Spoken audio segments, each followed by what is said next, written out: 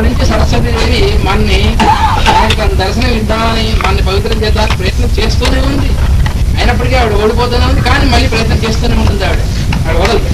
అది సరస్వతీదేవికి ఉన్నటువంటి లక్షణం. కాబట్టి ఆవిడ సరస్వతి అయింది.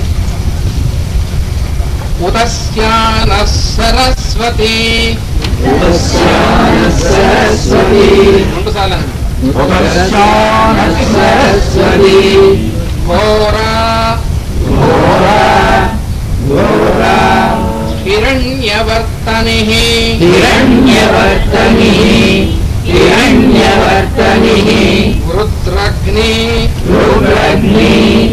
రుద్రగ్ని వష్టి సుష్టుతిం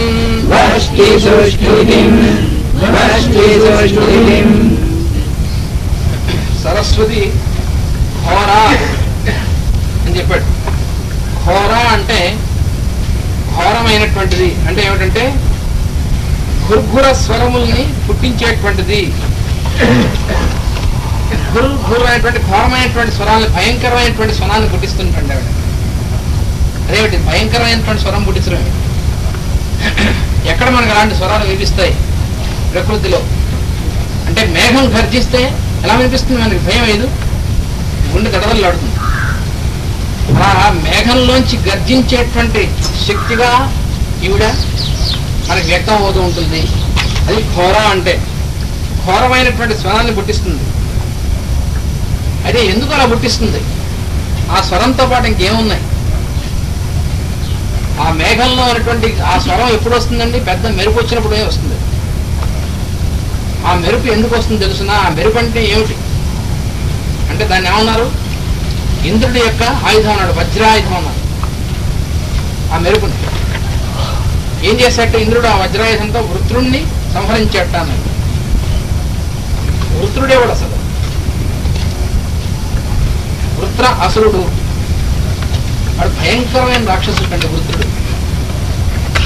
చాలా పెద్ద తమాషా అయినటువంటి కథ ఇది ఋగ్వేదంలో.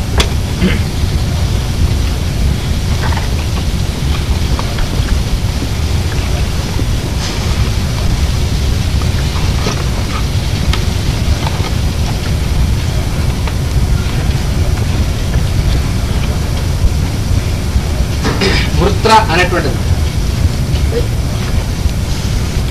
పెద్ద మెలిగైనటువంటి పదం వృత్ర అనేటువంటిది. ఎందుకంటే వృ అంటే ఆవరించుట అని అర్థం. వృ ఆవరణే అని. వృ అంటే ఆవరించుట. వీడు ఏం చేస్తాడంటే జీవులందరినీ మనందరినీ కూడా ఆవరించేస్తుంటాడు. వీడు ఆవరించేసి ఏం చేస్తాడు తెలుసునా? సర్వాంతర్యానికి మనకి మధ్యలో తెరగా ఏర్పడతాడు. ఆ ఏర్పడటం వల్ల ఏమవుతుందంటే మనం నేను అంటూ ఉంటాం ప్రతి వాళ్ళని కూడా. ఆ నేను అంటుంటే ఆ నేను అనేటువంటిది ఎక్కడ? దేన్ని నేను అంటున్నాం మనం? నేను అంటూ ఉంటాం గట్టిగా. ఇంకాస్త అంటే ఎంత కొంచెం ఎక్కువ వచ్చిందనిపిస్తే అంత గట్టిగా నేను అంటూ ఉంటాం. ఎక్కడి నుంచి? ఏమిటా నేను అంటే? అసలు అంటే అసలు లోపల అసలు నేను అనిపించేటువంటి ఆయన పైన ఉన్నాడు. ఆయన అసలు ఎప్పుడు ఆ నేను అని పైన అంటూ ఉంటాడు కాబట్టి మనం నేను అంటున్నాం ఇక్కడ. ఆయన అక్కడ నేను అనకపోతే అసలు మనం అనడానికి ఉండం అసలు ముందు. ఆయన ఎప్పుడు ప్రతి క్షణం నేను నేను అంటూ ఉంటాడు లోపల నుంచి బయట నుంచి మొత్తం అంతా కూడా. అంతర్బహిశ్చ సర్వం వ్యాప్య నారాయణ స్థిత అని నారాయణ సూక్తం. వాడు నేను అంటూ ఉంటాడు. ఆ నేను అంటే ఏమిటిది అంటే అది మహామంత్రం అంటారు ఆయన. అన్నిటికంటే మంచి మంత్రం చెప్పండి మహామంత్రం అంటే నేను అన్నట్టు. ఏమిటండి? ఏమయ్యా మంచి మంత్రం చెప్పండి ఏడిపిస్తున్నావు అంటే ఏడిపించడం ఏంటరా? నేనే మంత్రం దా అన్నాడు. ఇమం వివస్వతే యోగం ప్రోక్తవాన్ అహమవ్యయం. ఏం చెప్పాడు? ఉన్నట్టుండి ఏమయ్యో అర్జున, వివస్వంతుడైనటువంటి ఆ సూర్యుడు ఉన్నాడే ఆయనకి మొట్టమొదటి ఈ మంత్రం చెప్పాను నేను ఈ మంత్రం చెప్పాను. వివస్వాన్మన వేప్రాహ ఆయన మనువుకి చెప్పాడు. మను రిక్ష్వాకవే బ్రవీత్ ఆ మను ఇక్ష్వాకు చెప్పాడు. అక్కడి నుంచి వారికి చెప్పారు. చివరికి అంతా వచ్చి యోగో నష్ట పరంతప అన్నాడు. సరే ఏమయ్యా నువ్వు బొత్తిగా బాగోలేదు, నీకు నాకు ఇంచుమించు వయస్సు ఒకటి, నాకంటే కొన్ని నెలలు పెద్దవాడివి నువ్వు అన్నాడు అర్జునుడు. నాకంటే కొన్ని నెలలు ముందు పుట్టావు. మనం ఎప్పుడు పుట్టామో సూర్యుడు ఎప్పటి నుంచి ఉన్నాడు, నువ్వు సూర్యుడికి మంత్రం చెప్పానంటావు, ఏమైనా పోయి బావగారు అన్నాడు. ఎంత నేను యుద్ధంలో చేయనని చెప్పి నుంచుంటే మాత్రం ఉపదేశం ఇస్తాను, ఇదే నువ్వు దిశ పని, నన్ను ఇలా ఎగతాళి చేస్తావా, నువ్వు ఇంత అబద్ధాలు చెప్తావా, గ్యాస్ కొడతావా అన్నాడు. ఏమిట్రా నేను చెప్పింది నిజమేరా, జాగ్రత్తగా విను మళ్ళీ అన్నాడు. ఇమం వివస్వతే యోగం ఏమన్నాడు ఇందులో, ఈ శ్లోకంలో మంత్రం ఎక్కడైనా ఉందని చూడండి. అసలు వ్యాఖ్యానకారులు కూడా చాలా పొరపాటు పడ్డారు. ఎందుకంటే శ్రీకృష్ణ వారన్నా మర్చిపోయి ఉండాలి మంత్రం చెప్పడం. ఎందుకంటే నేను మంత్రం చెప్పాను కానీ మంత్రం ఏమిటో చెప్పలేదన్నాడు. వీళ్ళందరూ రాశారు చాలా మంది, మంత్రం చెప్పలేదు అసలు. అయితే వేరే వేసిన వారు ముసలివారు అయిపోయారు కాబట్టి అప్పటికేను పాపం ఆయన కొంచెం బుర్ర పని చేయకుండా మర్చిపోయి ఉండాలి ఆయన. అది శ్రీకృష్ణుడు చెప్పింది ఏం మిస్ చేసి ఉండొచ్చు. ఎందుకంటే గడ్డం నెలిసిపోయింది, బాగాను ముసలివాడు అయిపోయాడు ఆయన, అందుకని మర్చిపోయి ఉండొచ్చు. ఏమిటి ఈ శ్లోకంలో ఎలా చేస్తే ఇమం వివస్వతే యోగం, నేను వివస్వంతో యోగం చెప్పాను, వాడు చెప్పాడు, వాడు చెప్పాడు, వీడు చెప్పాడు. యోగం ఏమిటి చెప్పాడు, ఏ మంత్రం ఇచ్చాడు, యోగం ఎక్కడ చెప్పాడు, అసలు ఏది అసలు అందులో అని జాగ్రత్తగా ధ్యానం చేస్తూ కళ్ళు మూసుకొని చూడు ఆయన తాతగారు చెప్పారని, వాళ్ళ గురువు గారు చెప్పారని. అలా కళ్ళు మూసుకు చూడాలి కానీ ఒళ్ళు పొగలతో చూస్తే ఏమీ కనబడదు. నేను పండితుడిని, నేను దీని వ్యాఖ్యానం రాస్తాను కోరుకుంటే ఏమీ కనబడదు. ఏమన్నాడు, ఇవం వివస్వతే యోగం ప్రోక్తవాన్ అహం అవ్యయం అని చెప్పాడు. నేను అని చెప్పాను. అవ్యయమైనటువంటిది మంత్రం అది.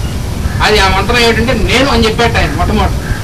ఆయన నేను అనేప్పటికీ అక్కడ ఉన్నటువంటి ఆయన నేను అన్నట్టు. ఎందుకంటే అసలు ఆయన నేను అనేప్పటికీ ఆ నేను అనేటువంటి దాన్ని మళ్ళీ వీళ్ళు ఇమిటేట్ చేస్తారు అనమాట. అసలు పెద్ద ఆఫీసర్ గారు నేను అన్నట్టు, అంటే ఆయన బొడ్లోంచి కమలంలోంచి వచ్చినటువంటి ఆయన సృష్టికర్త గారు నేనంటూ బయటకు వచ్చేట. అప్పుడు మళ్ళీ ఆయన సృష్టి చేస్తుంటే వచ్చినటువంటి వాళ్ళందరూ కూడా ప్రజాపతి వీళ్ళు మొత్తం అందరూ కూడా నేనంటూ బయటకు వచ్చారు వీళ్ళంతా కూడా. అప్పటి నుంచి ఇప్పటిదాకా కూడా నేననే అంటున్నారు, కానీ దాని గురించి అటువంటిది మర్చిపోయారు. అది యోగో నష్ట పరంతప అంటే యోగం నష్టమైందంటే అర్థం ఏమిటి, మొత్తం అంతా కూడా ఇన్ని కోట్ల జీవరాశులుగా వచ్చారు.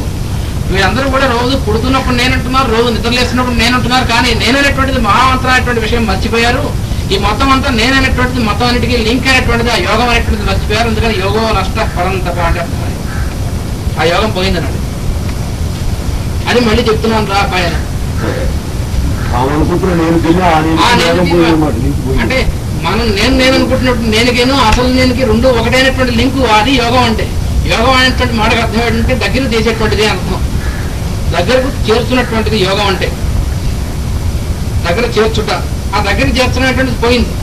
ఈ నేనంటే వేరు, ఆ యోగం అనేటువంటిది పోయింది కాబట్టే వారు నేను వేరు, నా నేను వేరు, పున్నయ్య గారు నేను వేరు, నా వేరు వేరు, తాతగారు నేను వేరు అని ఇన్ని రకాల నేనులు ఉంటాయన్నమాట. ఇవన్నీ కూడా ఒకటేరా నేనంటే వాడు చెప్తున్నాం, మనం వినం. అందుకని యోగం నష్టం అయిపోయింది అన్నమాట. అందుకని మహామంత్రం అన్నింటిలోకి ఏది అది. అందుకని అక్కడ మొత్తం అసలు స్విచ్ అయినటువంటి వాడు నేనంటున్నాడు కాబట్టి మనం రోజు నేనంటున్నాం. అందుకని ఈ వృత్రుడు అనేటువంటి వాడు ఏం చేస్తుంటాడు తెలిసినా, వీడు ఆ నేనుకి ఈ నేనుకి మధ్యలో దొరకటండి చేసేటువంటి పని అది. వీడు ఆవరణం అంతా వీడు ఆవరిస్తుంటాడు, ఒక తెరగా ఏర్పడతాడు, తెర వేస్తాడు వీడు అడ్డం. అంటే ఏమిటి, స్వామికి మనకి మధ్యలో తెర ఒకటి వేస్తుంటారు చూసారా, మధ్యలో నైవేద్యం చేసేప్పుడు అలా తెర వేస్తూ ఉంటాడు అనమాట. ఆ తెర వేస్తుంటాడు, వేస్తే ఏమవుతుంది, నేనే అనుకుంటుంటాం మనం ఆ మంత్రమే ఉచ్చరిస్తూ ఉంటాం రోజు, మనకు తెలియకుండా మనం మంత్రం చేస్తూనే ఉన్నాం. ఒకవాడు కోపడచ్చు, ఆ నాన్ సెన్స్ మంత్రాలు ఏమిటి అంటూనే వాడు మంత్రం చేస్తూనే ఉన్నాడు. వాడు మంత్రాలు లేవు, మంత్రాలు చింతగా రాలుతాయా అని కోపడేటువంటి వాడు కూడా మంత్రం చేస్తూ ఉన్నాడు కాబట్టి అంటున్నాడు. మంత్రం చేయకపోతే ఆ మూమెంట్ నుంచి వాడు పడిపోయాడు అనమాట, లేడు వాడు. ఎందుకనంటే శ్వాస పీల్చడంలోనే మంత్రం ఉంది. అసలు ఎక్కడ తెప్పించుకుంటాడు వాడు, ఆ నేననేటువంటి మంత్రం ఉంది. వాడు తెలియకుండానే పొద్దు నుంచి రాత్రి లోపల ఒక కనీసం 1000 సార్లైనా నేనంటున్నాడు వాడు. ఏది మంత్రాలు లేదంటున్నాడే వాడు కూడా నేనని అంటున్నాడు. వాడు నేనని అనుకోండి ఇంకో రకంగా అనబడిన చూద్దాం, ఏం లాభం లేదు. ఎందుకంటే వాడు నిధులను సడన్గా లేకపోతే ఏమంటాడు, నేనని అంటాడు వాడు ఎంత గట్టిగా కోపడినా దేవుడు లేడు, మంత్రాలు లేవు, నాన్ సెన్స్ అని అరిచినా ఆ అరిచేటువంటి వాడు ఈ మంత్రాలతోనే అరుస్తున్నాడు, ఇంకో రకంగా అరవడానికి లేదు వాడు. అందుకని ఏం మాట్లాడినా ఏం వచ్చినా మంత్రాలే వాడికి. అందుకని ఆ నేను అనేటువంటిది మహామంత్రం ఉందే, ఆ మంత్రంలో వీడు ఏం చేశాడు, వృత్రాసురుడు మధ్యలో దూరట్టాడు. ఎందుకు దూరాడు అంటే వాడికి ఇంద్రుడికి ఒక తమాషైన కథ ఒకటి ఉంది. ఈ ఇంద్రుడి గారి గురించి రాత్రి మనం చెప్పుకున్నాం. ఈ ఇంద్రుడు ఎవరంటే వీడు మన ఇంద్రియాలకన్నిటికి కూడా అధిపతి. అంటే మన మనస్సుని ఏదైతే ఉందో అది ఇంద్రుడు, దానికి అధిష్టానమైనటువంటి వాడు. అయితే వాడు ఏం చేస్తాడు, ఎక్కువ ఇంద్రియాలకు అధిపతిగా ఉండే బదులు బానిసగా అయిపోతూ ఉంటాడు మనలో. అది వాడు చేసేటువంటి పని. అందువల్ల వాడు ఏం చేసేటంటే ఒకసారి సింహాసనం మీద కూర్చున్నట్టు వాడు ఇంద్రుడు కూర్చుంటే అగ్ని, వరుణుడు, యముడు మొత్తం వీళ్ళు దిక్పాలకంతా కూర్చున్నారు. మొత్తం వాడు అందరూ కూడా మంచి ఇంద్రసభ బ్రహ్మాండంగా ఉంది. అప్సరసలు నాట్యం చేస్తున్నారు, మనం చూస్తూ ఉంటాం కదా సినిమాల్లో. అలాగన్నమాట. ఇంద్రులాగా బృహస్పతి గారు వచ్చారు. వాళ్ళెవరు? ఇంద్రుడు గురువు. అంటే ఏమైంది, మనస్సుకి గురువు ఎవరు? బుద్ధి. మనస్సు బుద్ధి కనుక సమర్పణ చేసుకున్నట్లయితే అప్పుడు ఇంద్రుడు గారు సరిగా పనిచేస్తాడు. కానీ ఏమైంది, వీడికి బుద్ధి లేదు. అంటే ఆ గురువు గారు వచ్చితే వీళ్ళు లేవలేదు. బృహస్పతి గారు వచ్చాడు. వస్తుంటే వీడు సింహాసనం మీద కూర్చున్నాడు. వారు గురువు గారు మామూలుగా మహర్షి ఆయన వస్తున్నాడు. కానీ వీళ్ళు లేవాలి. ఎందుకంటే వీడికి ఆయన కనిపించలేదు, గురువు గారు కనిపించలేదు వీడికి. వీటిలో ఇరుక్కున్నాడు కదా. వీడు ఇంద్రియాలకు అధిపతిగా అనుకున్నటువంటి వాడు ఇంద్రియాలకు దాసుడు అయిపోయాడు. వీడి కళ్ళు ఆ నాట్యాన్ని చూస్తున్నాయి, ఆ సంగీతాన్ని వీడి చెవులు వింటున్నాయి. వీడిలో ఇరుక్కుపోయాడు అందులో. గురువు గారిని చూసుకోలేదు. కానీ గురువు గారు కోప్పడితే ఆయన ఈలు అయిపోయాడు. ఆయన కూడా బృహస్పతి గారు నా అందరి వాడు వస్తే లేవోరా నువ్వు అన్నాడు అనుకోండి, వాడు బృహస్పతి వాడు కూడా ఇంద్రుడు అయిపోతాడు. కానీ ఆయన ఏం గొప్పలేదు. పాపం వీడు పొరపాటు పడుతున్నాడే ఆయన బాధపడి సరే వెళ్ళిపోయాడు. ఫోన్లే వాడు గుర్తించినప్పుడు వాడే వస్తాడు అని చెప్పి ఆయన తిరిగి వెళ్ళిపోయాడు. ఏమీ కనీసం లోపల కూడా మనసులో కూడా తిట్టుకోలేదు. మనం బయటికి తిట్టకపోవచ్చు ఎటికేసీ కోసం, కానీ మనసులో తిట్టుకుంటూ ఉంటాం కదా. ఎందుకంటే మనం చాలా గొప్పవాళ్ళుగా అందరికీ కనిపించడం కోసం ప్రయత్నం చేస్తూ ఉండేటువంటి వాడు బయటికి తిట్టడు. ఎందుకంటే వాడు చాలా శాంతంగా ఉంటారంటో అనుకోవాలిగా అందరూ. అలా అనుకున్నటువంటి వాడికి బీపీ పెరుగుతుంది, మరీ ప్రమాదం వాడి శాంతం మనసులో ఉండాలి. సైలెన్స్ అనేటువంటిది మనసులో ఉండాలి. కానీ బయట సైలెన్స్ మాత్రమే ఉండి మనసు సైలెన్స్ లేదనుకోండి, వాడు ఏమవుతుంది, వాడికి బ్లడ్ ప్రెషర్ వస్తుంది. వారు మౌనవ్రతం చేస్తున్నారట. ఎందుకు మౌనవ్రతం అంటే మనస్సులో మౌనం ఉండాలి, లోపల మైండ్ పనిచేయకుండా సీజ్ అయిపోయి ఉండాలి. అప్పుడు పర్వాలేదు. కానీ మైండ్ పనిచేస్తూ బయట మాట్లాడకుండా మౌనవ్రతం చేశాడు అనుకోండి ఎవడైనా, అటువంటి వాడికి ఏమవుతుంది తెలిసిన, వాడు మౌనవ్రతం చేద్దామని కూర్చున్నప్పుడే వాడు ఎవడో వస్తాడు. వీడి దగ్గర అప్పు తీసుకున్నవాడు వచ్చాడు అనుకోండి, వాడు మాట్లాడకూడదు, మౌనవ్రతం కదా. ఎందుకంటే మాట్లాడితే మరి వ్రతభంగం అనుకుంటారు అందరూ. వాళ్ళ కోసం, అంటే మన కోసం కాదు. వ్రతం ఎందుకోసం అంటే మిగతా వాళ్ళ కోసం కాబట్టి వాడు కాగితం మీరు రాస్తారట. ఇంకెందుకు రాయడం ఎందుకు? కాగితం మీరు రాస్తే బయటికి వచ్చింది చేయడవచ్చు కదా. కాగితం మీరు రాస్తారట వారు. ఇంకా అది కూడా కాదు, ఇంకా ఏమవుతుందంటే మరీ ప్రమాదం. వీరికి శత్రువైనటువంటి వాడు, వీరంటే ఇష్టం లేనటువంటి వాడు ఎవడో వస్తాడు, వాడు వచ్చి తిడుతూ ఉంటాడు. వీడు మాట్లాడలేడు. ఎందుకంటే మాట్లాడితే వ్రతభంగం అవుతుంది, మాట్లాడలేడు. కానీ లోపల కోపం వస్తూ ఉంటుంది. ఏమవుతుంది వీడికి, ఇలా కనుక చేశాడంటే బ్లడ్ ప్రెషర్ వస్తుంది, ఎప్పుడో థ్రాంబోసిస్ వస్తుంది. చాలా ప్రమాదం. అందుకని అసలు అది మౌనవ్రతలే వద్దు. కాగితం ఇప్పుడు రాయడానికి వీళ్ళే పెరాలసిస్ వస్తుంది చెవికి. ఎందుకంటే బ్లడ్ ప్రెషర్ ఎక్కువైపోతే ఏమవుతుంది, చెవి పెరాలసిస్ వస్తుంది. అది ప్రమాదం. రాయలేడు, చెప్పలేడు. అప్పుడు ఏమవుతుంది, మొత్తం ప్రెషర్ అంతా ఎక్కడో ఒకటి తనాలే, గుండె మీద తంతుంది, లేదా ఇక్కడెక్కడో తంతుంది, అక్కడ ఫారెస్ట్ అవుతుంది, థ్రాంబోసిస్ వస్తుంది, అయిపోతాడు. అందుకని మౌనవ్రతం వద్దు. ఎందుకంటే మెంటల్ సైలెన్స్ లేనటువంటి వాడు మౌనవ్రతం చేయకూడదు. సైలెన్స్ అనేటువంటిది మెంటల్ గా ముందు ఉంటే ఫిజికల్ సైలెన్స్ ఉన్నా లేకపోయినా పర్వాలేదు. ఫిజికల్ సైలెన్స్ వ్యవహారం కోసం పర్లేదు, అంతేకాని మెంటల్ సైలెన్స్ ఉండాలి ముందు. అందుకని ఈ ఇంద్రుడు ఏమవుతుంటాడంటే ఇంద్రియాలకు అధిపతి అనుకుంటాడు, కానీ ఇంద్రియాలకు లోబడిపోయాడు. స్థితధీర్ముని రుచ్యతే అన్నాడు. అంటే ముని అంటే అర్థం ఏమిటి? ముని అంటే మనం అనుకునేటువంటి అర్థం కాదు. ముని అంటే మౌనము కలిగినటువంటి వాడు అంటే అర్థం ఏమిటి? స్థితధీ, వాడి బుద్ధి ఎవరికైతే స్థిరంగా ఉంటుందో, స్థితప్రజ్ఞుడైనటువంటి వాడు ఎవరైతే ఉన్నాడో వాడిని ముని అంటారు అన్నాడు. స్థితధీర్ముని రుచ్యతే. ముని అని ఎవరిని చెప్పాలంటే వాడి యొక్క బుద్ధి స్థిరం కలిగినటువంటి వాడు, స్థిర బుద్ధి అయినటువంటి వాడు ఎవడైతే ఉన్నాడో స్థితప్రజ్ఞుడు, వాడిని ముని అంటారు రా పైన. వాడు మౌని అంటే మౌనంగా ఉన్నటువంటి వాడు. మెంటల్ గా అంటే వాడికి మైండ్ అనేటువంటిది లేకుండా డిజాల్వ్ అయిపోయి ఉంటాడు. వాడు మనస్సు అనేటువంటి దాన్ని బుద్ధిలోకి విధిలో చేసుకుని ఉంటాడు. అది కూడా మనకు భగవద్గీతలో 2వ అధ్యాయంలో వస్తుంది. ఏం చేయాలి? ఇంద్రియాలన్నింటినీ కూడా మనస్సులోకి లాక్కోవాలన్నమాట. మనస్సును బుద్ధిలోకి లాక్కోవాలి. బుద్ధిని నేను తాను అనేటువంటి దాంతో లాక్కుని అలా ఉన్నటువంటి వాడు స్థితప్రజ్ఞుడు. స్థితప్రజ్ఞ యొక్క లక్షణం ఏమిటని అడుగుతాడు అర్జునుడు. స్థితప్రజ్ఞుడు అంటే ఎవడు అంటే, స్థితప్రజ్ఞుడు అంటే ఎవరి యొక్క ప్రజ్ఞ అయితే స్థిరంగా ఉంటుంది. ఎలా స్థిరంగా ఉంటుంది? అది ఇంద్రియాలని తలవైపు లాగుతూ ఉంటే ప్రజ్ఞ స్థిరంగా ఎలా ఉంటుంది? ఇక్కడ యోగం క్లాస్ చెప్తూ ఉంటాను, అక్కడ మంచి నాకు ఇష్టమైనటువంటి వంటకం ఏదో చేస్తూ ఉంటాను అనుకోండి, అది ముక్కుకి వాసన వస్తుంది. ఇక్కడ యోగం క్లాసులో చెప్తూనే ఉంటారు కానీ అలా అదే పనిచేస్తుంటుంది, యోగం అక్కడ కనిపిస్తూ ఉంటుంది. ఇంక వీడి స్థిరం ఎక్కడుంది? వీడికి ముక్కు ఒకవైపు లాగి, చెవు ఇంకోవైపు లాగి, కన్ను ఇంకోవైపు లాగి లాగుతూ ఉంటే 5 గుర్రాలు 5 వైపు లాగుతూ ఉంటే ఇక వీడి రథం పోయేది ఎక్కడికి? ఏట్లోకి పోతుంది. ఇప్పుడు రథం ఎప్పటికి పోదు. అందుకని అలా ఉంటే లాభం లేదు. వాడు ఏమైపోయాడు? వాడికి లొంగిపోయాడు వాడు. అలా కాకుండా వాటి ఎందుకు కంట్రోల్ అంటే ఏమిటి? వాటిని గట్టిగా బిగబట్టి అసలు పోవు. గుర్రాలు గట్టిగా బిగబడితే పోతాయి, అసలు పోవు. అలా కాదు, వాటిని ఏం చేయాలి? విత్డ్రా చేయమన్నాడు. అందుకని ఇంద్రియార్థముల నుండి ఇంద్రియముల్ని మనస్సులోకి, మనస్సుని బుద్ధిలోకి, బుద్ధిని అహంకారం అనేటువంటి దాంట్లోకి, దాన్ని మొత్తం నేను తాను అనేటువంటి చోటుకి విత్డ్రా చేయాలి. ఎలా విత్డ్రా చేయాలి అంటే దానికి ఎగ్జాంపుల్ ఇచ్చాడు అక్కడే. అనే మనకు అర్థం కాదేమో భగవద్గీతలో పక్కనే ఎగ్జాంపుల్ ఇచ్చాడు. ఎలా అయితే తాబేలుకి ఏం చేస్తుంది? ముందు తల, 4 వైపు 4 కాళ్ళు, వెనక తోక శుభ్రంగా సాగి ఉంటుంది, తిరుగుతూ ఉంటుంది. ఎప్పుడైనా దానికి భయం వేసేటువంటి పరిస్థితి ఏర్పడుతుంది. అప్పుడు ఏం చేస్తుంది తెలిసినా? మొత్తం ఆ తల, ఈ కాళ్ళు, తోక అన్నింటినీ కూడా లోపల లాగేసుకుని టిప్పులో లాగేస్తుంటుంది. ఆ టిప్ మాత్రమే ఉంటుంది, కంప్లీట్లీ ప్రొటెక్టెడ్. ఆ టిప్పను మాత్రం ఎవరు ఏం చేయలేరు. అది తాబేలు చేసేటువంటి విధానం. అందుకని దాన్ని చూసి నేర్చుకోనట్టు. అదేమిటంటే ఇంత బతుకు తాబేలుని చూసి నేర్చుకోవాలి, వచ్చినట్టు నేర్చుకోను. ఎందుకంటే తాబేలంటే ఎవరు? కూర్మావతారం, ఆయనే స్వామి తాబేలంటే. అందుకని ప్రతి జీవి నుంచి చూసి మనం నేర్చుకోవాల్సిందే. గురువు అంటే ఏదో ఒక చోటే ఉన్నాడు, ఒక శరీరంలో కాదు, మొత్తం ఎక్కడ చూసినా కూడా మనం గురువు కనిపించాలి. అది గురువు అన్ని చోట్ల కనిపించడం అంటే. అందుకని ప్రతి చోట నుంచి నేర్చుకోవాల్సింది మనకు ఉంటుంది. మనకి దీన్ని గురించేటువంటిది ఉద్ధవ గీత అనేటువంటిది ఒకటి ఉంది.